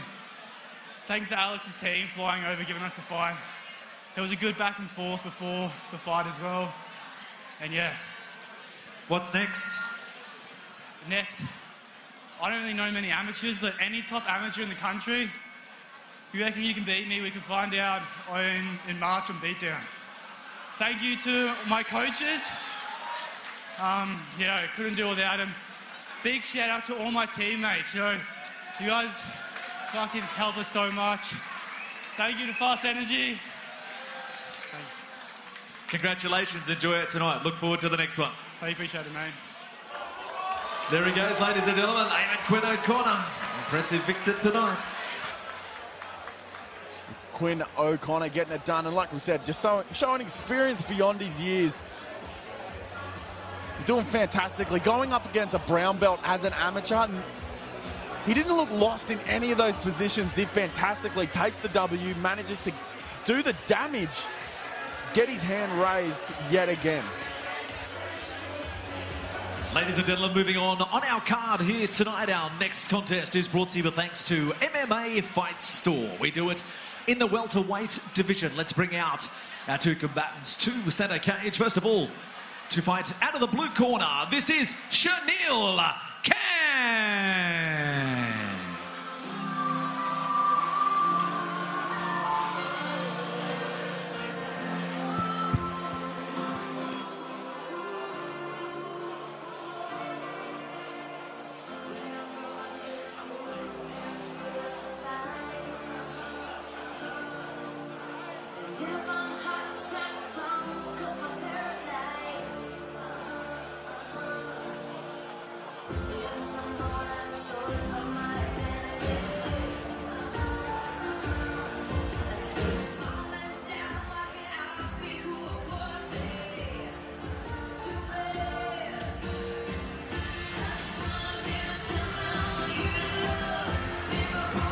An absolute vibe, Shanil Khan.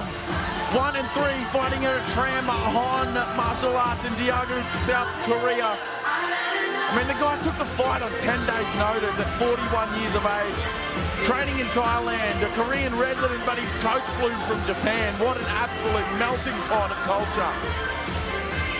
A mainstay at Jungle Hunters MMA, where they have an emphasis and expertise in the striking arts.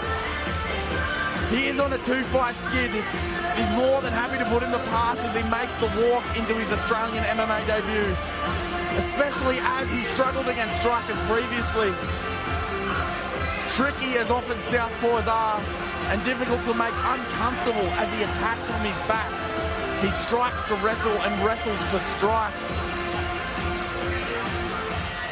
And he's making his second outing this year and his beatdown debut.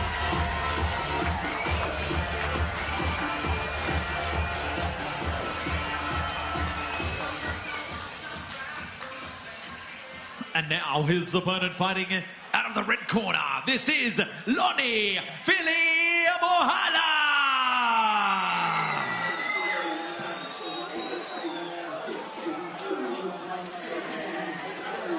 Lonnie Philly Mohala on debut as a professional from the mixed team of Ignite MMA Gamebred and Dunstan Death Squad.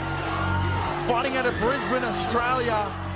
A solid amateur career of 8 and 7, including IMMA and Worlds. It was difficult to match him as a pro due to various reasons, including his experience. Just nobody wanted it. A strong guy, a great frame for the weight division and a force to be reckoned with, especially with the backing of Ignite MMA, aka the Dunstan Death Squad and Gamebred. He's ready for his pro debut with slick timing, whether he's counter-striking or counter-wrestling. Has shown dominance on the ground in numerous bouts and has shown heart, a chin and one-punch KO power, with victories coming from his hands and taking it to the mat. So let's go with the pros as Philly Mohala enters the cage and we hand it to James O'Shea. Ladies and gentlemen, introducing you to this fight on our card here tonight, presented to you with thanks to Beatdown Promotions. This one's in the welterweight division, and this one is brought to you with thanks to MMA Fight Store. Introducing to you first, standing across in the blue corner. Tip the scales, 77.20 kilos. Brings to the cage record 4 fights for 1 big win. Give it up, this is Shanil Khan.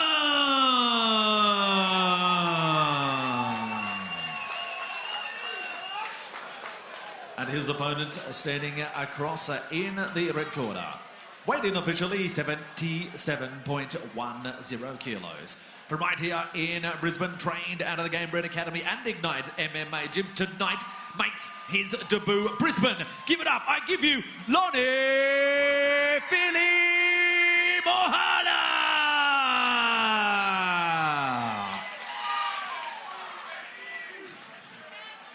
Referee in charge of the action, Mr. Phil Cassidy. Back it up.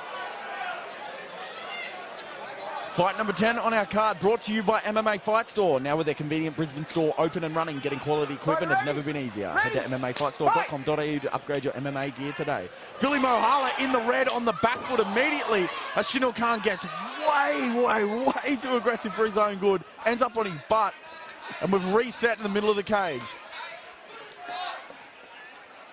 As mentioned, Kang is the southpaw. Philly Mohala just already grinding him up against the cage. Shinil Kang with the deep overhook. Looking to keep him up and off the hips, but he finds them anyway. Does Philly Mohala. Yeah, Kang sitting really square in that position. It can sometimes make it a little bit easy for the opponent to get in on your hips and find a way to hustle you down to the mat, Yeah, which is exactly what happened. Yeah, absolutely. Philly Mohala looking like he's trying to pass, which, man, I'd be more than happy to posture up from this position, sit on that bottom leg, which looks like he's about to do now. Yeah, I agree with you, Jake. Standard jiu-jitsu practice would be you lock your hands in a cross-face underhook and try and free your hips up and get to a mounted position. But for MMA, there's no reason you can't just sit up and start trying to smash their head in pretty much from this position. Not sure what Kang's going for here, but he's definitely trying to make space. He's given away that handcuff on that far side. Pick your shots there. Mohala just peppering him with shots and forcing Kang to at least respect him and move.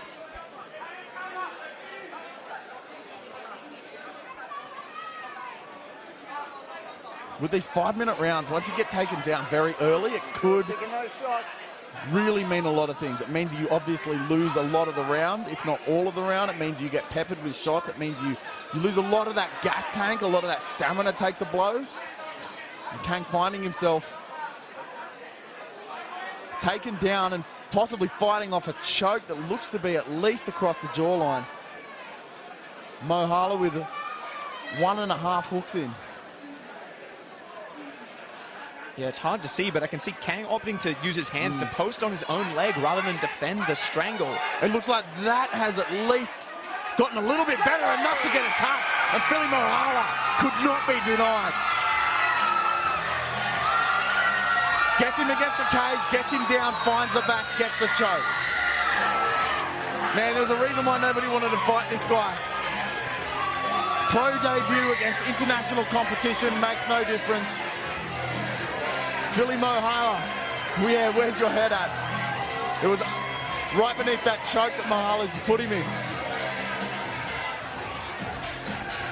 As we go to our next-gen constructions replay, you can see Kang not doing too much to really defend it. That underhook was not doing much at all. Pounds him with shots. Tries to get himself vertical, in doing so gives up the chin. And we can see there such a better angle on that. That thing was so deep. Philly Mohala just getting it done in his pro debut. 1-0. As we head to James O'Shea. All right, ladies and gentlemen, we'll get set to make this one official. We'll get our two fighters to center cage. A big thank you to MMA Fight Store again. Show your appreciation for our two fighters. Put your hands together for them. 2 minutes 26 of round number 1, courtesy of a rear naked chokehold. Successful on debut by submission. Your winner from the red corner, Lonnie Philly Mohala.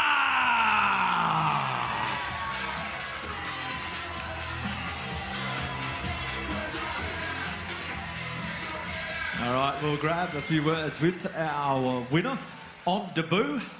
Did it in style. Yeah.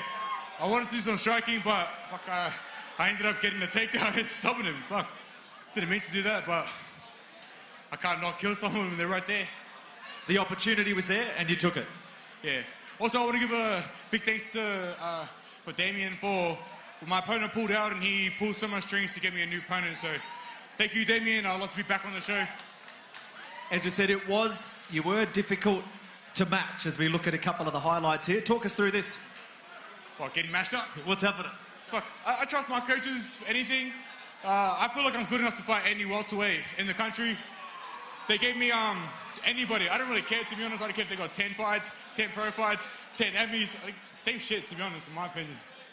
So keen to get back in there again soon enough? If I want to be here at the next beatdown, I haven't fought in Brisbane in a long time. I only fight for titles, but I understand. I got to work for my spot. Oh, hey, Damien, I'm going to be matchmaker for you. Let's get Jack James versus Matt Bale for the welterweight belt. Let me fight Max Kelly for the contendership belt. Co-main event. A big call, that's what you want. Anybody, anywhere. I'm going straight to the UFC. If I can't beat cunts in my local area, how am I going to beat cunts in UFC?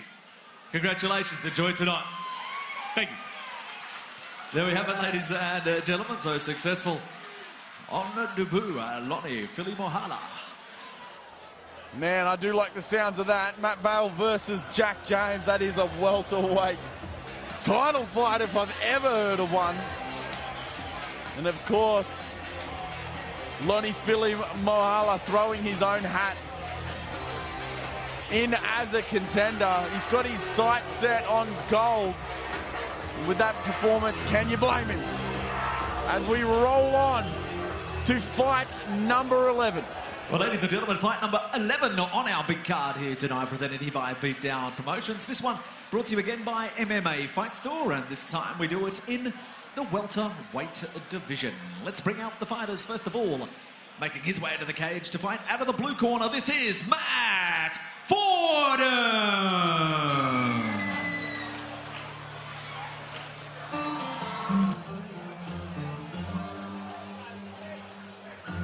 Matt Fordham making his pro debut, fighting out of Ignite MMA, Gamebred and the Dunstan Death Squad.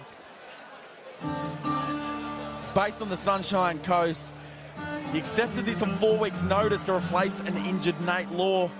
Currently living in Manchester, England, he came home for training camp at Ignite, and this one is going to be a banger. According to his Insta, he's super fight welterweight champion. He's undefeated, untouched, and never even lost a round. This should be his Tinder bio too, if I'm honest.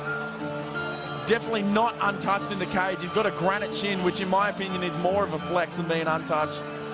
And with Nate Law withdrawing due to injury, Fordham has stepped up and flown home from England to make his pro debut. After an amateur career, nothing short of spectacular at 6-0. Storming out the gates with 2 victories by strikes. And his final amateur appearance, a submission win in the 4th round. Matt Fordham making his pro debut here tonight.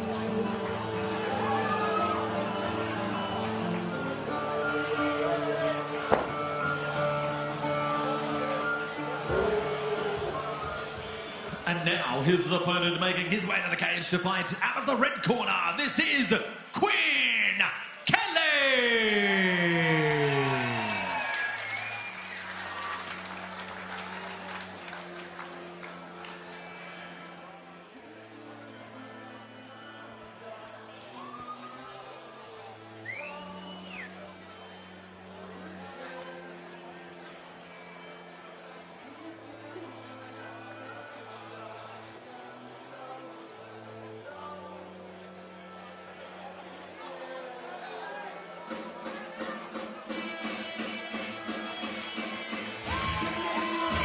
Nguyen Kelly making his pro debut and fighting out of Integrated MMA in Brisbane.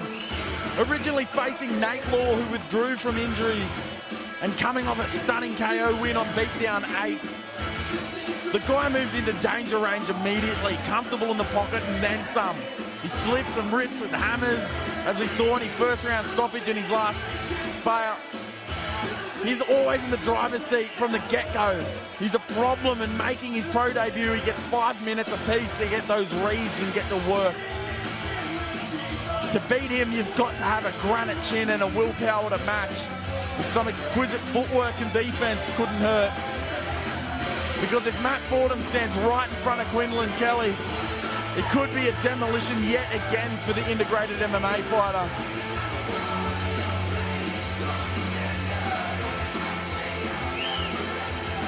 And as he makes his way into the cage, we head back into the cage with James O'Shea with my pick for fight of the night or KO of the night. Could be either one, so let's go. Ladies and gentlemen, introducing you to this bout on our card here tonight. It is in the welterweight division. It is brought to you with thanks to MMA Fight Store. Introducing to you first, standing across in the blue corner, weighed in officially 77.40 kilos. Travel source tonight from the Sunshine Coast, training out of the Ignite MMA gym tonight, makes his debut. This is Matt Fordham.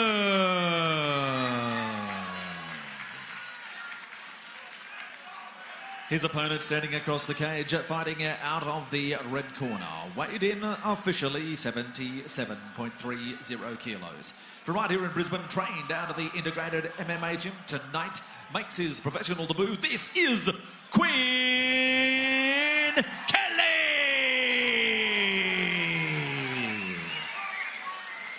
Referee in charge of the action, Mr. Peter Hickmott.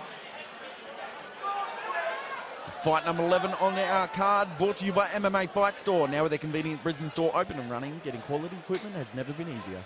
Head to MMAFightStore.com.au to upgrade your MMA gear today. Fordham in the blue, Quinlan Kelly in the red. And immediately, Quinlan comes out in southpaw, changes it up, goes back to orthodox. Chopping at the leg of the taller man. And Fordham really just trying to get deep on the hips, at least pull Quinlan Kelly back against the cage, which he does with an underhook. And you can see what Quinn Kelly wants to do. He doesn't want to pummel. He doesn't want an underhook of his own. He wants a frame. And for strikers, frames are friends. So he can get a little bit of that space and he can let some of these shots go. Yeah, the over-under 50-50 position can sometimes be a little bit annoying when you're with someone who's a lot taller and longer than you, because they can just lock their hands when you can't. And looks like Matt Fordham's trying to take advantage of that right now. Yeah, he did a great job taking up that space with the knee.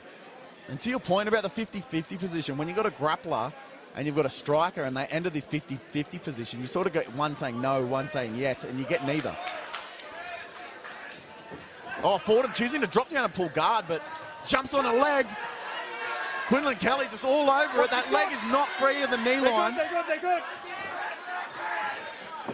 Man, Quinn Kelly able to get out. Yeah, at least something for him to think about. Yeah, he did a good job defending that, I think. So a lot of people, if they haven't been in that position, it's easy to react wrong, but to backstep correctly there and start taking his knee out of the position. Oh, man, puts Fordham down. Fordham doesn't look like he has all his faculties. They jumped him straight away. Great work by Quinn Kelly. Oh, cracks him again. And Fordham at least has enough to be able to grab on there. There's the hammer fist Adrian Pang's calling for. And the shots underneath as well. Fordham just in desperation mode. He's at least doing enough to recover and keep Quinlan Kelly on the back foot. Wow. That's the stuff we were talking about. Kelly just has it. Just in spades. Just pulls the trigger, boom.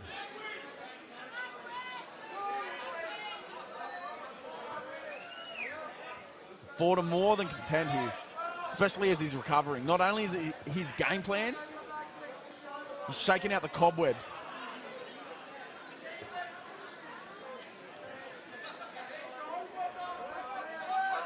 Trying to at least upgrade the position, but it's Kelly that manages to upgrade. Gets upright. Tries to drag Kelly down, gets back up again. Takes him the other way. Much better result. Yeah, he got there in the end, but Quinn Kelly did a good job defending, using his wizard to just prevent Matt Fordham getting behind him. And sometimes the cage works for you, sometimes it works against you. Looks like Quinn Kelly was about to scrape him off, goes the other way with it. And Fordham just has this spatial awareness, a bit of a crab ride position, looks like. Puts those reverse hooks in and upgrades it. He's got the back in earnest now. Turns him over. This is the worst position you can find yourself in. Quinlan Kelly, it's under the neck. He's attacking from here. Matt Fordham just not quite able to lock the hands. So close. Man. Shots from top. What a fight. Both guys having moments. Quinlan Kelly just feeding him hands. Fordham now just in such a dominant position.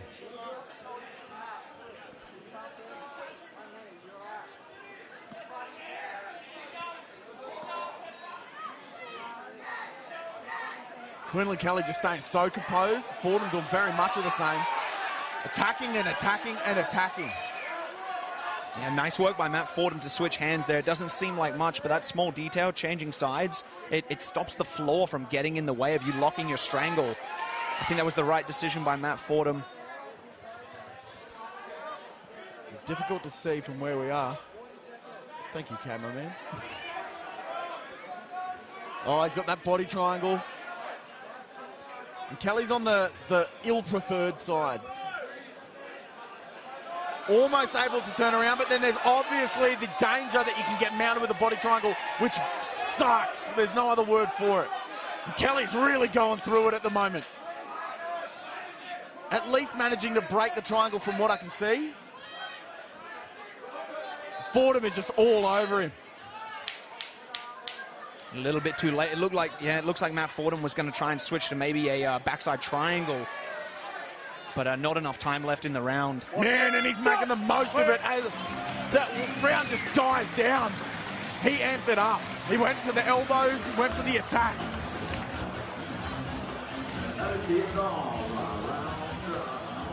That was a great first round. You can just tell the difference. Like, look at the attack that the guys have. Not only defensively, they're sound, yeah, that's all well and good. But look at them, what they're going for. Kelly throwing hands, chins him, puts him on the ground.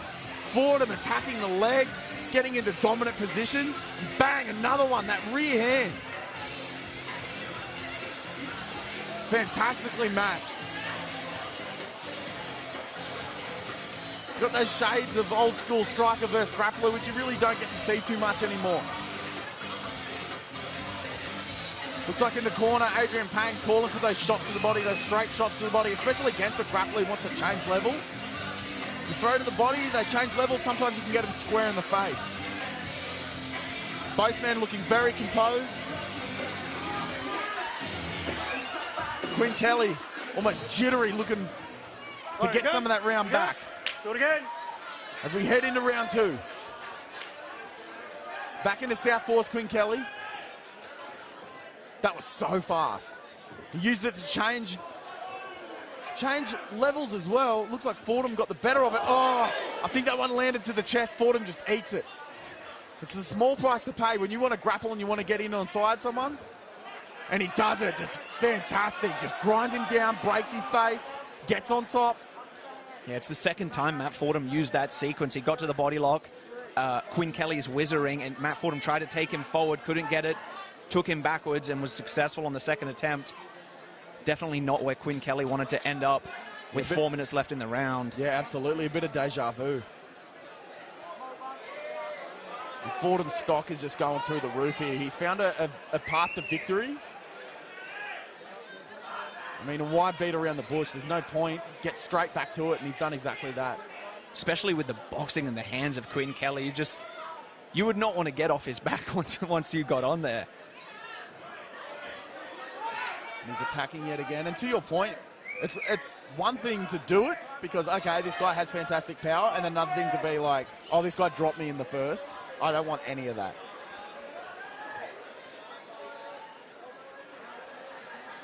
Back into another body triangle. The taller man with those long legs. And this is just a slow death, isn't it? Yeah, it looks like Quinn Kelly might not know exactly what to do to start working his way out of this position. So he's just waiting for an opportunity that might never come. It will get easier for him to escape as they get sweatier and the timer goes on, though. Yeah, that's a horrible thing to hope for. Especially with Fordham just being so content to be here. And it's so hard to escape, not only the body triangle, but you look at the constant attack from Fordham. He's going under the neck, he's attacking from the sides, he's hitting him with punches.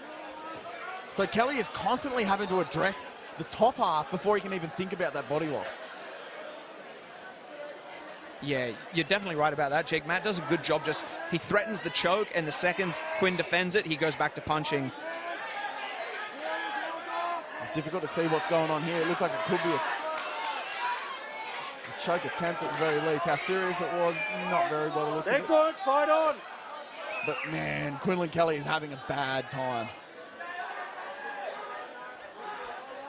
Fingers out, boys, come on.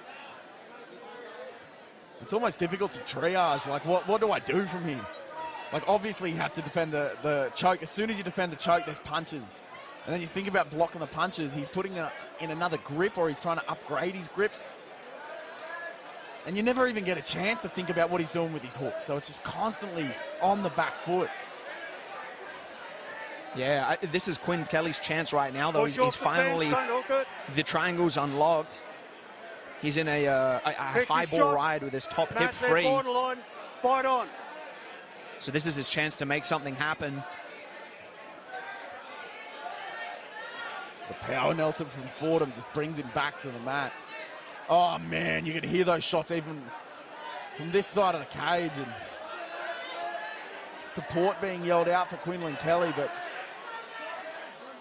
this literally is the grind. He's finding himself just getting ground into the mat. His willpower doesn't seem to be eroding, but man, you can see blood is starting to come from the face of Quinlan Kelly. The attack from Fordham is just so constant.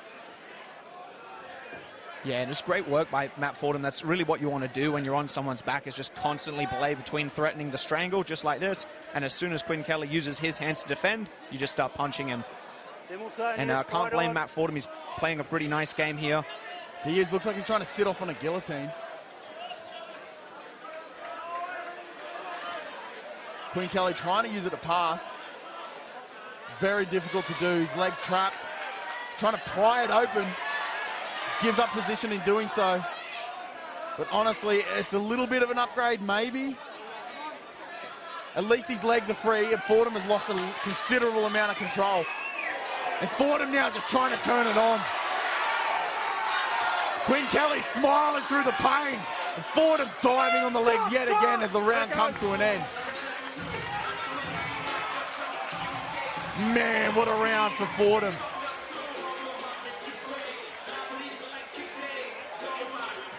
As we go to our next-gen construction replay, we can see that was the beginning of what was much of the round, that body lock going into attack mode. And Fordham has found not an avenue to victory, he's found the motorway to victory. Just get him in these horrible positions, and it's different because they're not playing on the ground. They're not going from positions where there's necessarily reversals. The guy on top doesn't have to pass guard. He doesn't have to do a lot of the conventional grappling type things. But the guy at the bottom absolutely does need to get up. He does need to make something happen. He needs to sweep, submit, or stand up. So the onus is on the man on the bottom. The guy on top, all he needs to do is control and attack. And that's exactly what Fordham's done. As we head into the third round of our second pro fight of the night in the welterweight division. Matt Fordham seems to be ahead. Can Quinlan Kelly come back and frustrate the striker? He doesn't seem to be dissuaded at all. I'm sure Quinn Kelly knows this is his chance now. He really needs a finish. I like what he's doing already. He's trying to move around, not stay right in front of a guy. It's difficult to shoot and grapple with a target that's not right in front of you, but he manages to do so anyway.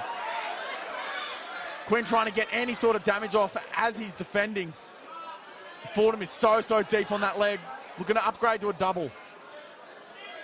Yeah, it's the long arms of Matt Fordham, like we were talking about earlier. It's sometimes they can surprise you. They lock their hands where people usually don't in training, and they just find ways to get you down to the mat.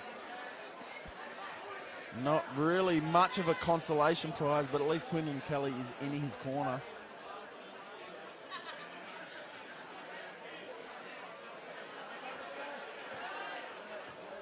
It's just so dominant from Matt Fordham.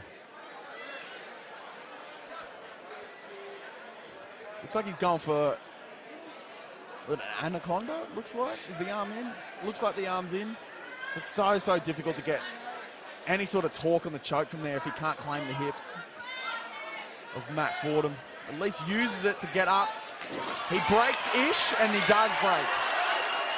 Fordham forced to be right in front of him and goes straight back into the grappling. He's gobbling up the legs of Quinlan Kelly as he tries to get to the gutter. Right in front of us here. Quinlan Kelly has not stopped. He's absolutely moved. Well, the whole time he's talking to me here. He says, "I love it, brother. It's good S-bomb." It is. Yeah, just a couple of boys getting after it. Go on, boys, get some action.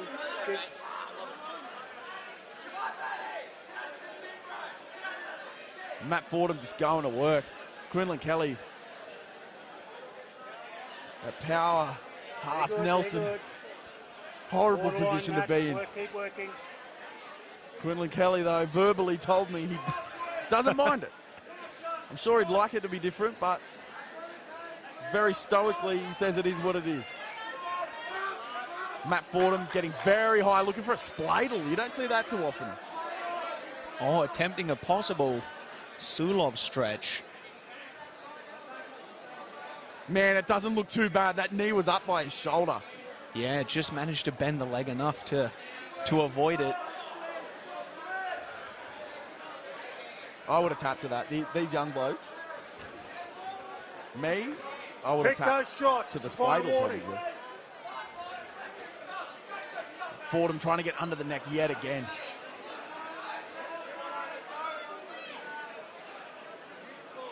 Upgrades, get the body triangle.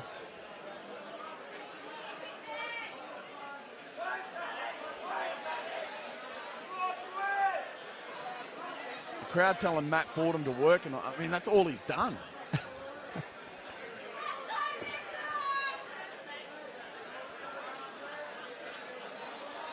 Just in a cycle of defense is Quinlan Kelly. Just so difficult. Now he's got the arm trapped.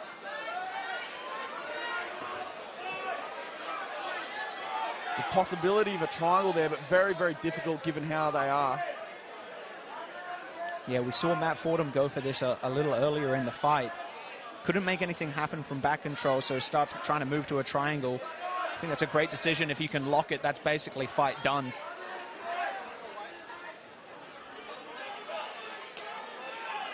Quinlan Kelly at least managing to get him up. Fordham just driving him back to the mat. Possibly using a little bit of the cardio in doing so, but with 1 minute left in a fight that you're dominating, he probably hasn't burned all that much. Well, great use of the power half Nelson there by Matt Fordham. And Quinlan Kelly looking to roll under for a possible knee bar.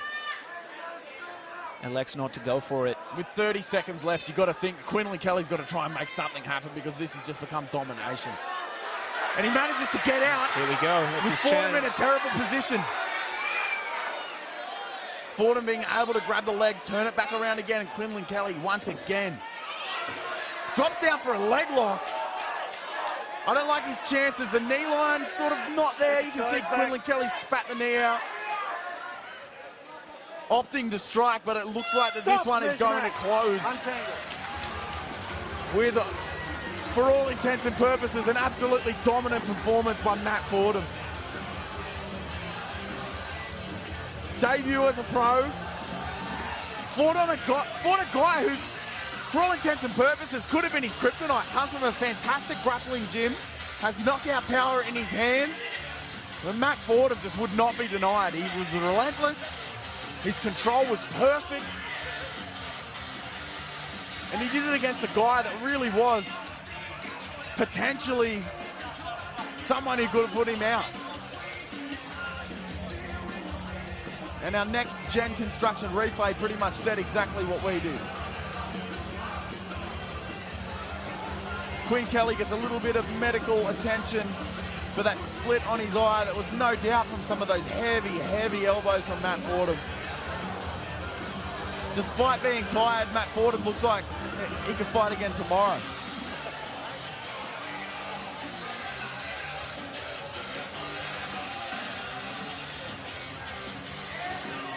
And the amount of, the wealth of experience in the cage right now, it's unbelievable.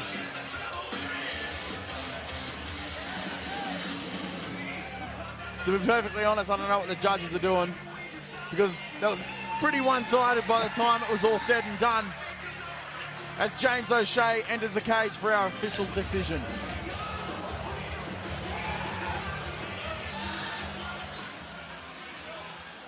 All right, ladies and gentlemen, we'll get our two fighters to center cage here to make this one official. A big thank you to MMA Fight Store for sponsoring this bout. Ladies and gentlemen, show your appreciation for both of our fighters. So giving you 3 rounds of fantastic action here tonight. Ladies and gentlemen, we go to the judges' scorecards. And they read this way. Your first card reads 30-27. Judge 2 scores about 30-26. And your third judge judges the contest 30-28. All to your winner by unanimous decision. And it goes to the blue corner, Matt Fordham. No surprises there as Matt Fordham gets it done in a really dominant fight. Taking no chances, he heads to the cage with James O'Shea. All right, ladies and gentlemen, we'll grab a few words with our winner. Congratulations, it was relentless, it was controlled, it was a domination. Oh, could have been better, mate, but, you know, followed the game plan. Went in there, just shoot on the cone, eh? And for you, so you felt his power early, but then once you took it to the mat, you really were able to control things and do it your way. Mate, it was pretty fucking quick. I don't remember his power, eh? But that was the plan. Come in, shoot, do my thing, go home. And you were able to do that, so how does that feel? So getting the pro debut out of the way. Mate, fucking wish we could go again. Always keen for a fucking throwdown. It's been a while coming. It's been something that's sort of been around the corner for you. So the journey to get here tonight, tell us a bit about that. Mate, went overseas, no one would fight us.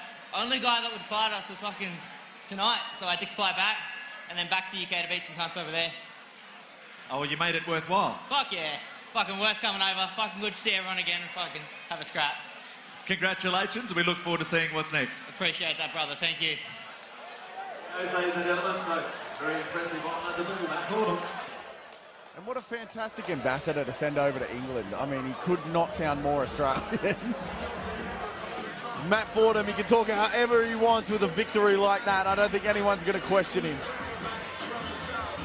Coming all the way back to Australia, making his pro debut and doing it in such a dominant fashion. As we roll on to our fight number 12 of the night. So ladies and gentlemen, I hope you're enjoying all of the action here tonight. All the staff here at the wonderful Eatons Hill Hotel. It's the home of Beatdown Promotions, our big card here tonight. We have just 2 fights left on our huge program tonight, our semi-main and our main. So, ladies and gentlemen, we will have a short interval before we return for our 2 main bouts of the evening.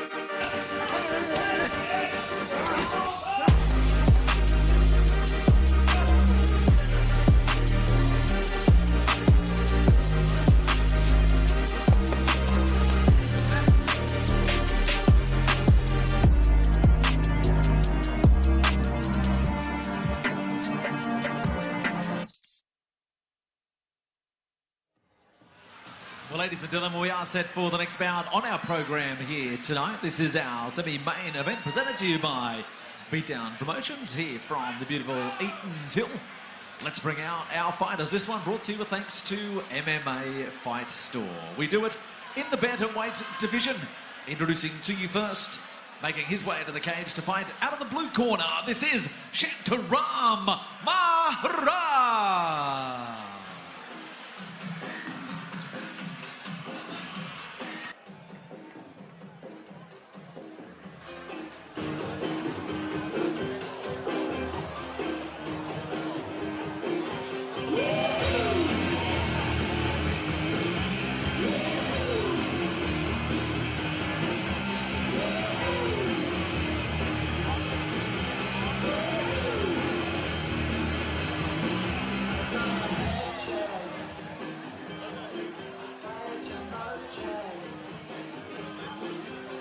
Shantaram Maharaj, 10-9 fighting out of Kick-Ass MMA in Perth, Australia.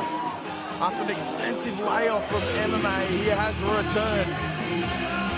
This fight was scheduled in Perth, but the fight fell apart apparently. Has experience and then some. That's how I'd classify Shantaram Maharaj. Having fought a who's who of domestic talent throughout his 16-year fight career. We take a trip down memory lane as we feature his opponents who helped shape the trans-Tasman bantamweight landscape. Names like Jacob Mahoney, Reese McLaren, Cool Bones, and UFC standouts like Ben Nguyen, and even title challenger Kai Kara France. Maharaj has stood in front of them all. Looking to get back into the winners column after a 5-year layoff, which ended by jumping straight into the fire against young gun and recent UFC signee Cody Haddon.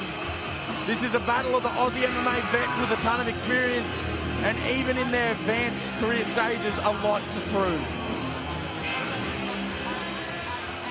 And now, ladies and gentlemen, make some noise. Your fighter fighting out of the red corner. This is Paul Loga.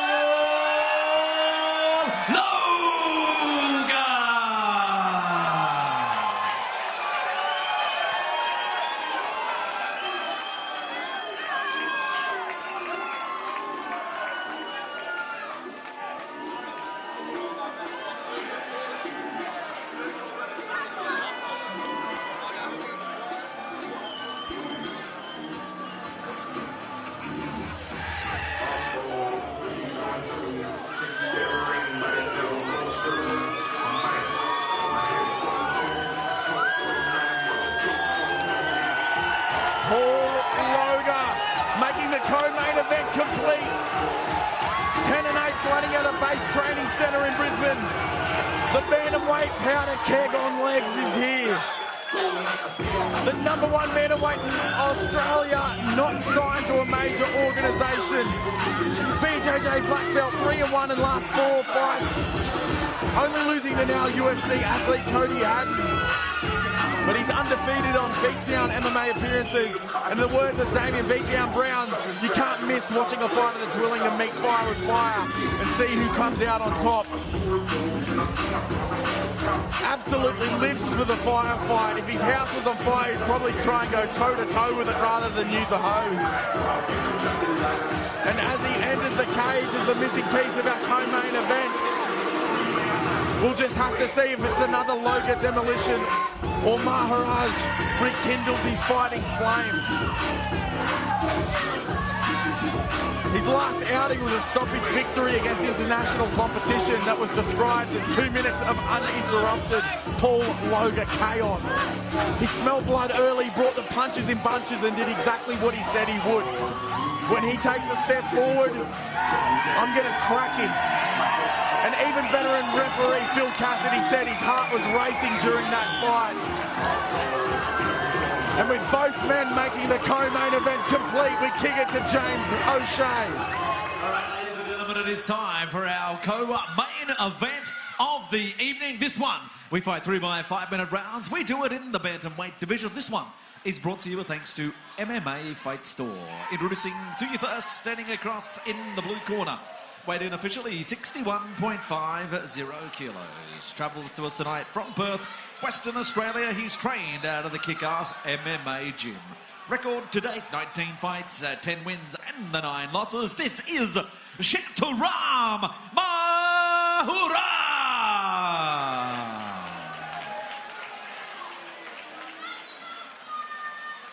And his opponent standing across in the red corner. Tip the scales, ready to go.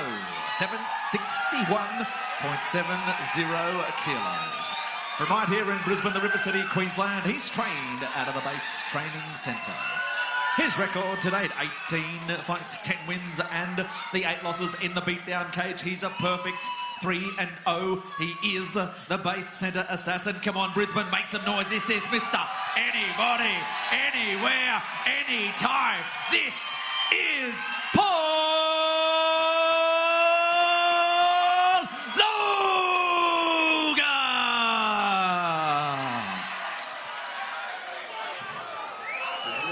Man in charge, Mr. Phil Cassidy. Our co-main event brought to you by MMA Fight Store, now with their convenient Brisbane store open and running. Getting quality equipment has never been easier. Head to MMAFightStore.com.au to upgrade your MMA gear today. Maharaj in the blue, Loga in the red, immediately dancing in the centre. You can just see the length of Maharaj, this bantamweight division. Very irky-jerky is Maharaj. And Loga's just all business. You can see how comfortable he is being straight in front of Maharaj very, very early. This is probably the key to victory for Maharaj. We could be seeing a fight similar, at least in the approach, to what we just saw between Fordham and Kelly. But whether Maharaj can get off in the grappling and whether Loga can keep him off are two different things. Loga does exactly that, swings. Maharaj is trying to get immediately back or at least into a clinch. And Paulie just letting him go. Yeah, Paul Loga's so dangerous in the clinch as well with his strikes. His grappling's a threat, but his short elbows and punches do serious damage. And Paul is so good at moving his head, but not that time, right as I say it. Paulie's hitting 2 and maybe 3 from Maharaj. At least getting his respect or at least pissing him off, man. I think it just woke him up. Whoa, yeah, and right as I said that again. Paul Loga does that. I'll say something and then he'll just throw it in my face. Yeah, that shot, it looks like a small elbow Paul throws in the clinch there on the fence. It's devastating. And it's super sneaky as well. And those little things do count for a lot. Very interesting. Maharaj found some success on the feet, but yet still going back to the clinch.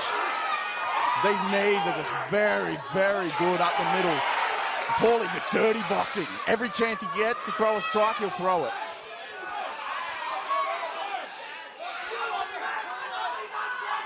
Maharaj not looking like he's doing too much apart from holding and looking to land some of those knees and some of these short punches.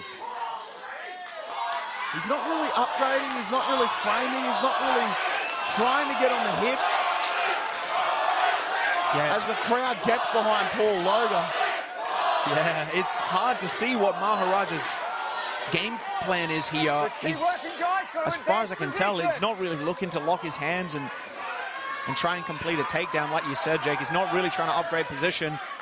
Ends up back in the open stance with Paul Loga, which is not where you want to be. Oh, man, and he just throws a couple back. He's at least getting the respect of Loga.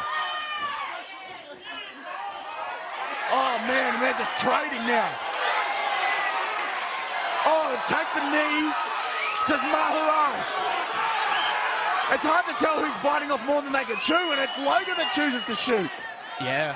Those situations where both boys are just swinging, I think it's literally just the fighter who gets on the inside position first is going to win. Man, I agree.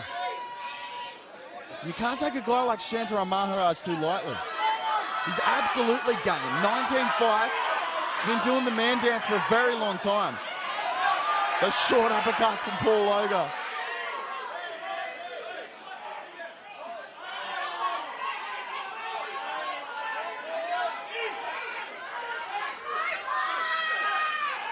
It's going to be a very, very difficult round to judge. Because that control in the cage, it really doesn't count for much. Unless it eventuates in something. And these definitely do eventuate in something. And that is damage. Damage to both men. Oh man, Loga just got at least wobbled. Oh! And he goes face down. We did not expect this. Maharaj pulling him down. Paul Loga bleeding from the mouth, under the chin. Maharaj getting a squeeze on. And Paulie fighting it off. Yeah, great work by Paul to pull the strangle arm down. He's still trying to fight it. On the gable grip is Shantaram Maharaj. Paul's doing a good job keeping this choke away. He's turning in. Shantaram just still manages to be under the chin, but Paul is fighting that support arm every step of the way. Yeah, great work by Paul. Short time left in the round. This has turned into much more of a fight than people have realised.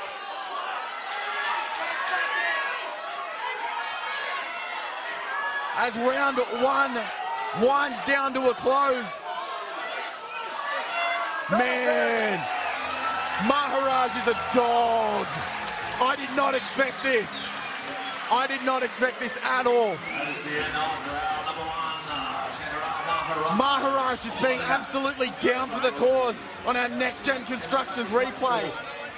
He wasn't just throwing one, he was going first, and he was throwing 3, 4, 5. 1, 2, 3. Man, doing work on the clinch, but honestly, if that was the game plan, I don't see the end result, because he was doing better here. Hits Paul behind the ear, hits him with 3, 4 there. Just letting him go. If his cardio can hold up to that, why not? Why not?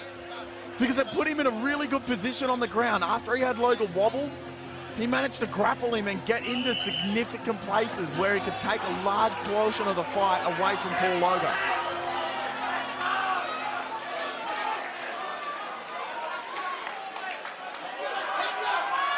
Back it up. Back it up. Ready, ready, let's fight. Round 2 in our co-main event. Both men looking different. Looking like that round did take it out of him. Yeah. Took it out of the gas tank at least of Shantaram Maharaj, and maybe out of the will of Paul Loga, which is something I never thought I'd say, but Paul is seeming to bounce back.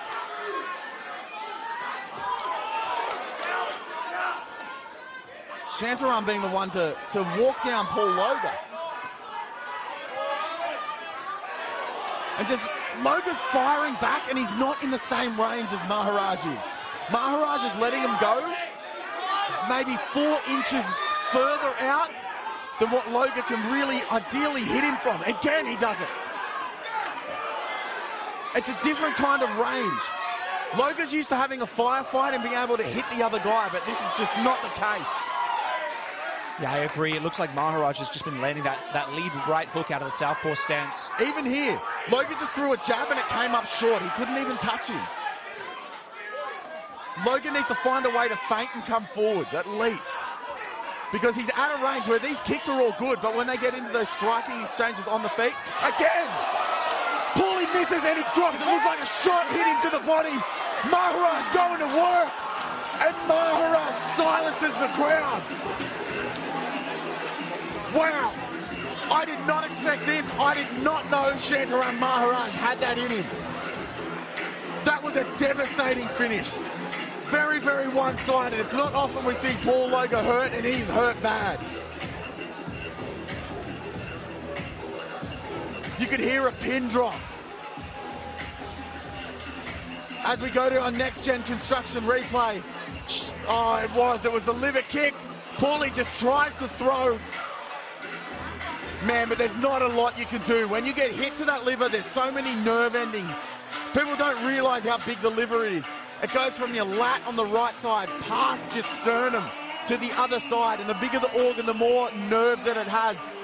And that was just a shin bone, like a baseball bat across the whole thing. You cannot fault Paul Loga for getting dropped by that. That was hectic. Shantaram Maharaj. I want to say it was a return to form, but it was more than a return to form. I've never seen him look like this. As we go again back to the replay, we see more of the fight. Maharaj being able to use his range. See how those shots of Loga were just missing. He was just slightly outside the range. He's definitely not out of range there. Maharaj, man. Got after it. Stayed in his face. Fought until the very end. Fought through everything Loga threw at him. And got the finish. And in the cage right now, Maharaj is giving him absolute nothing but respect. And Paulie is still, you can just see that he's visibly still hurting.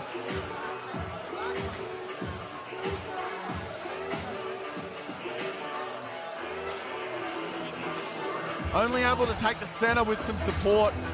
Those kicks to the body are absolutely no joke.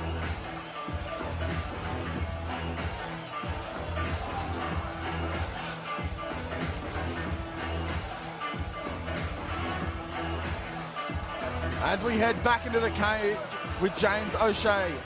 All right, ladies and gentlemen, we'll get set to make this one official. A big thank you to MMA Fight Store for sponsoring this bout. And please put your hands together for both fighters here, ladies and gentlemen. Certainly a firefight. They deserve your applause.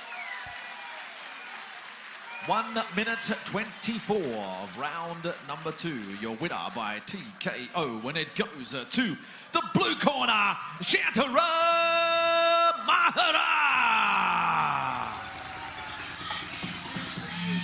Maharaj getting back into the winning column, looking possibly better than I've ever seen him before.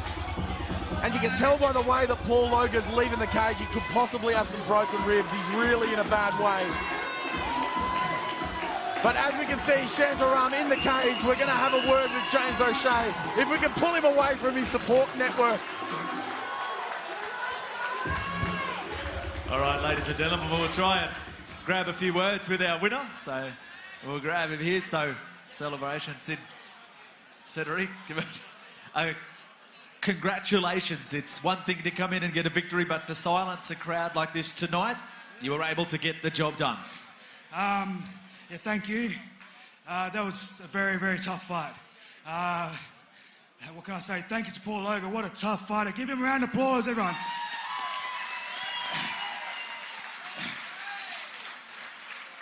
I don't want to take anything away from him. He's a fan favourite.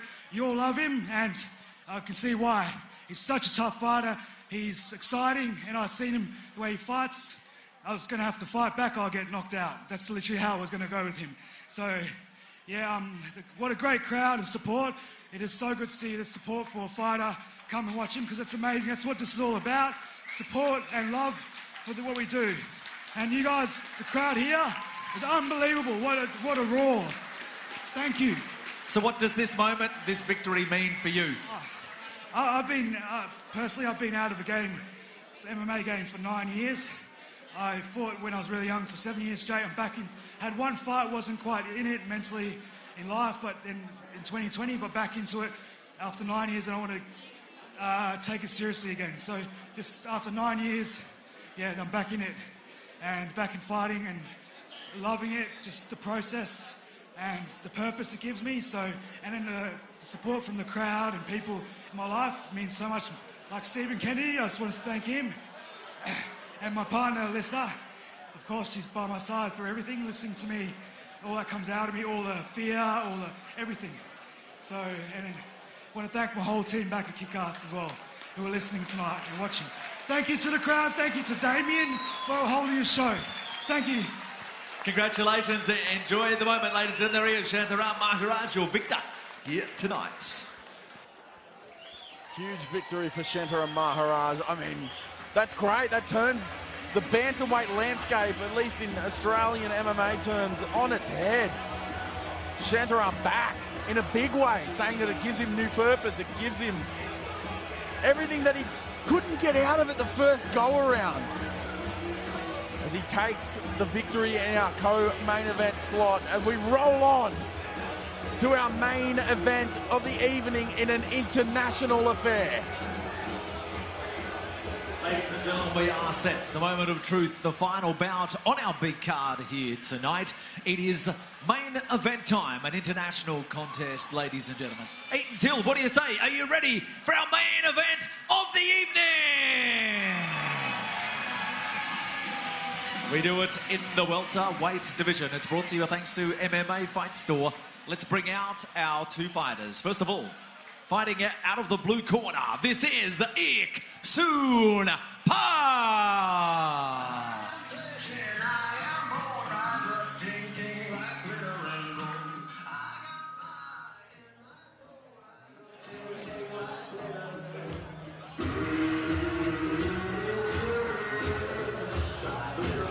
Eatons Park, 3-3 with a 100% finish rate. Fighting out of Tramhon Martial Arts in Daegu, South Korea. Has definite size. Has fought at middleweight, which makes perfect sense when you look at his frame. Experienced and from a great camp, in Tramhon in South Korea. The stare down between these two yesterday was intense. Eatons Park looked like he was cut from stone and not much has changed. Only the one fight difference in experience between the two, a mixed record and facing a two-fight skid. He's really not a specialist anywhere, but more than competent everywhere. Stylistically, a true mixed martial artist with victories by strikes and by submission. When he gets his hand raised, the judges are not a factor. And with a fight name like the Fighting Spirit, it could be spirit versus vibes as he takes on Mad Max Kelly. And now, ladies and gentlemen, introducing you to your fighter fighting out of the red corner. Brisbane, make some noise. Let's raise the roof. This is Max Kelly!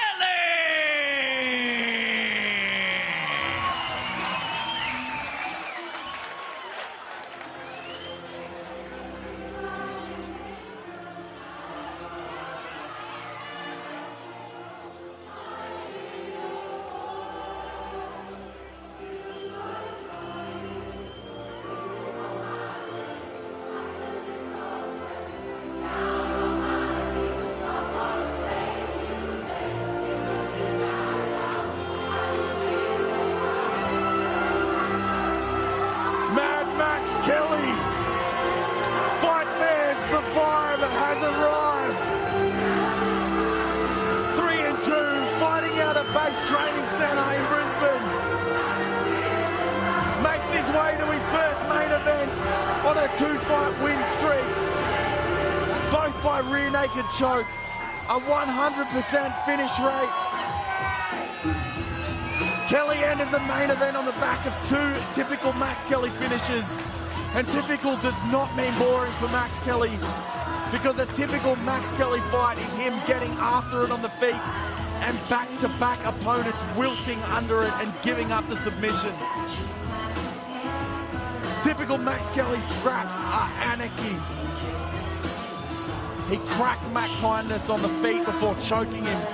Engaged in the grappling with Samuel Miles, who many thought grappling was the key to victory for Miles. But it was Kelly who emerged victorious after taking the neck in what is now 2-for-2 victories on the trot.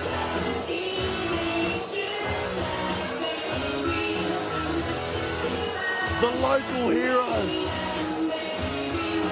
looking to avenge the loss we just saw of Paul Loga.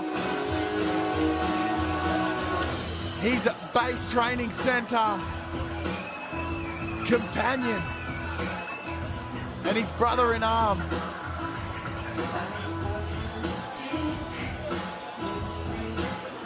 As he gets his last look in with UFC veteran and namesake of the promotion, Damian Brown. Kelly said that this fight, it's going to be like a effing movie. It's going to be cinematic. And also a fun fact, Max Kelly dropped 11 F-bombs in his last post-fight cage interview after he won on Beatdown. So we'll see if we can expect more when the local hero enters the cage and we kick it to James O'Shea to get us underway in our international main event.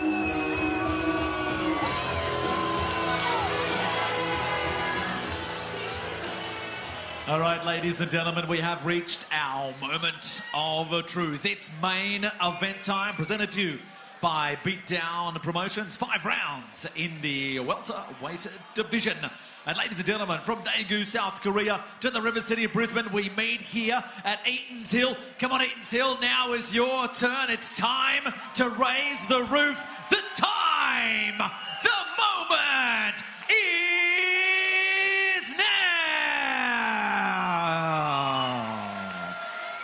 Introducing to you first, standing across in the blue corner, weighed in officially 77.60 kilos. From Daegu, South Korea, he's trained out of the Tram on Gym.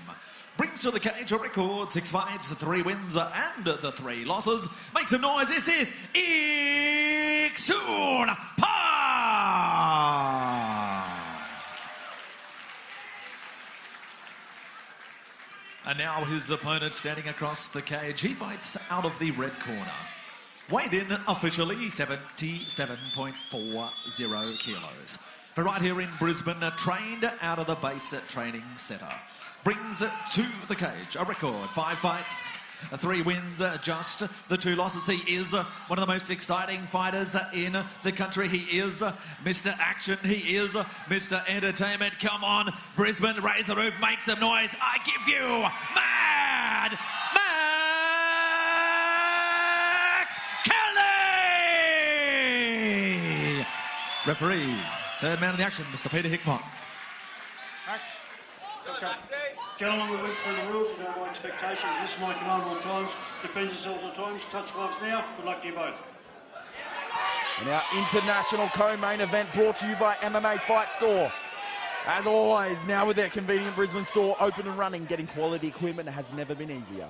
Head to mmafightstore.com.au to get your MMA gear today. Max good. Start. Eatons Park in the blue corner, Max Kelly in the red. Kelly coming out in southpaw. Eatons Park looking very nimble on his feet, especially for a big dude. Max Kelly looked like he cracked him early coming in, but Eatons Park making no bones about what he wants. We've seen that a lot tonight, getting out and getting straight into the grappling. He gets a hook. Yeah, Eatons Park looking to use that, some people I've heard call this a broomstick ride. Unfortunately, wasn't able to capitalize on it. Yeah, Kelly looking very switched on, at least being able to shut down a lot of this. Gets his arm back, doesn't underhook in doing so. Turns Park around. Watch your fingers, Max. Jostling position. Oh, beautiful trip from Max. Had that head post, dragged that leg out, immediately gets the elbowing. Looking to go under the neck, passes the head over. Goes to a 3/4 mount and just attack as Max Kelly on the ground. That's it, Max. Hit the ears. As soon as he feels he's able, we're going to see punches, we're going to see elbows. Eatons Park just very active on the bottom. That grip on that heel is what kept that attack going, able to throw those legs up and at least keep the base of Max Kelly moving. Yeah, it looked to me like he was going to attempt to enter a leg lock for a second, which could have been a good option to try and keep Max Kelly off him, but Max managing to stay on top there and starting to rain down some pretty heavy elbows. Max Kelly just floating on the butterfly hook.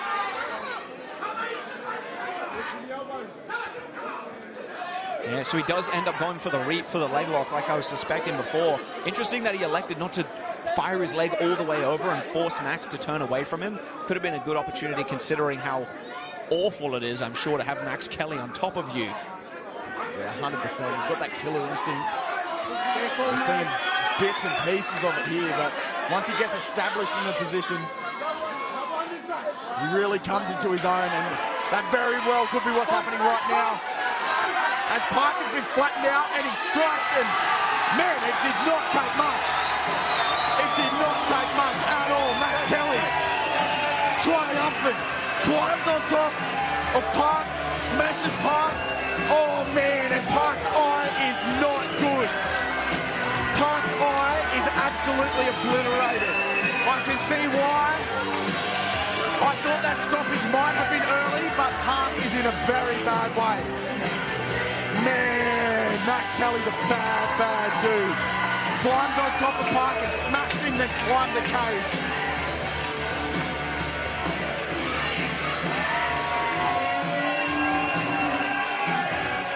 Oh man, Park's eye has just absolutely inflated in a matter of seconds. It hasn't even been a minute yet and it's inflated. That could be a fractured skull. When you get that kind of swelling that quickly, that is bad news. As we cut to our next Gen Constructions replay, here's that beautiful trip. Not for the first time tonight. We see Park reaping the leg like you were saying, looking to go for any sort of sweep, trying to make the most of that heel hook attempt, and Max Kelly gets on top and immediately goes to work. You can see him holding the eye there. It was a very big shot.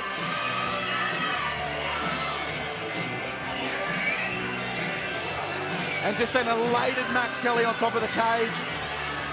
And if we can cut to him right now, man, he's on his hands and knees, just Damian Brown embracing him. Just nothing but emotion.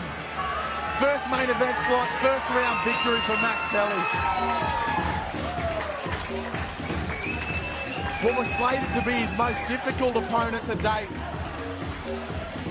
And still falls on Beatdown Promotions, where Max Kelly is untouched. Fantastic victory for the young fella. Proving all the doubters wrong again and proving himself correct as we go to James O'Shea. Ladies and gentlemen, we get set to make this one official, our main event of the evening. Put your hands together for our two fighters, and a big thank you to MMA Fight Store, our main event sponsor. But ladies and gentlemen, 2 minutes 21 of round number 1. Your referee, Peter Hoekmott, calls a halt to the contest, awarding the victory by a TKO, and it goes to the red corner, Mad Max Kelly!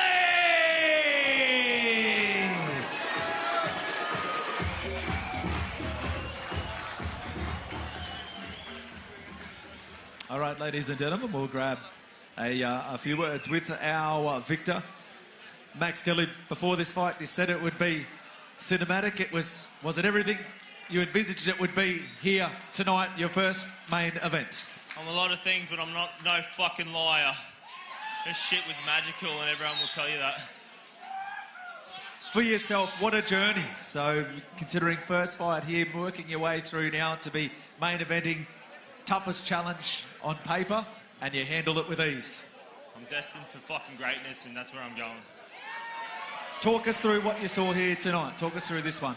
I didn't expect him to grapple, if I'm honest. I thought he was going to strike. We are prepared for him to strike and us to counter.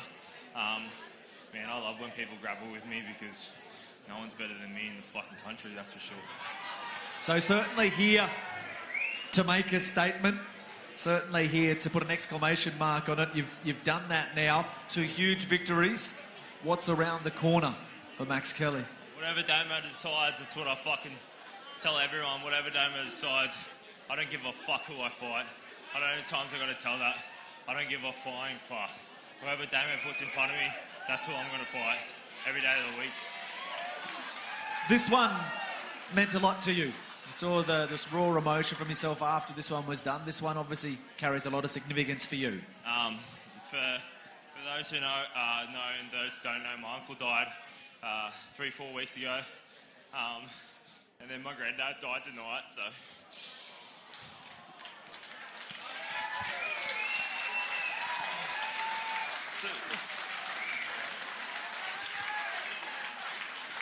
that one's for them too. That's why I started fighting my family. It just happened so that my granddad was 18-1, amateur boxer, one of the best back in the day, so the Kelly name lives on with me, and I'm going to fucking take it to the top. Congratulations, Max Kelly. Lap up this moment. Enjoy this victory. Thank you for entertaining us tonight. Jake, I love you. Lewis, I love you. Mum and Dad, I love you. Chloe, thank you so much for everything you do. My sponsors, everyone who wore a Mad Max shirt, my coaches, Damo, he goes on and on the list I have I just want to thank everyone for what they do, especially my wife. She's a beautiful soul, and when there's bad news, there's always good news. My wife's pregnant, so we're going to have another child. Congratulations, we'll leave it at that. Congratulations, Max Kelly. Enjoy the victory tonight. Give him a big round of applause, ladies and gentlemen. Beautifully spoken there at the end there as well. Man, where to begin with that? I mean, 2 deaths and then a possible birth in the future and a win in a main event against an international opponent. That fight was cinematic for Mad Max Kelly, but man, his life seems to be a movie with its ups and downs. As he embraces his brother in the cage, and we go to our next gen replay of the whole night. How was this fight between Jared Gattera, and Peter Nguyen? And then we cut to the ladies. Maya Stepanicev just could not outlast Jasmine Ronaki, who got the victory by strikes, making her TFC teammates proud. And then it was Ethan Morrison, falling to Liam Buchanan by that armbar. And Max Davidson proving way too much. Bang! Hits that right hand from outside. And followed it up with just a barrage of punches, forcing the submission. And Alex Ross getting back into the winner's circle, proving way too much for young Jack Godard. Getting the submission, and getting the tap, and getting back to his winning ways. And then Mustafa Wardak and Toby Tsang. Tsang using that weird buggy choke, almost sweep, until getting under the neck of Wardak. It was a fantastic fight. And possibly the fight of the night as Alex Torres and Eamon Quinn O'Connor just went after it. Bang, bang, bang. Eamon Quinn O'Connor just was able to do enough damage and held off the grappling onslaught. And talking about a grappling onslaught, Lonnie Philly Mohala getting the win in his pro debut against international competition. And man, Matt Fordham coming back from adversity. Shantaram Maharaj beating fire with fire. Returning to his winning ways. And then in the international main event, Max Kelly was just all over Eatons Park. Elated in victory, even with the loss, the 2 losses of life in his camp. Thank you, ladies and gentlemen. March next year, it's Beatdown Promotions yet again. We thank you for being with us. Beatdown out.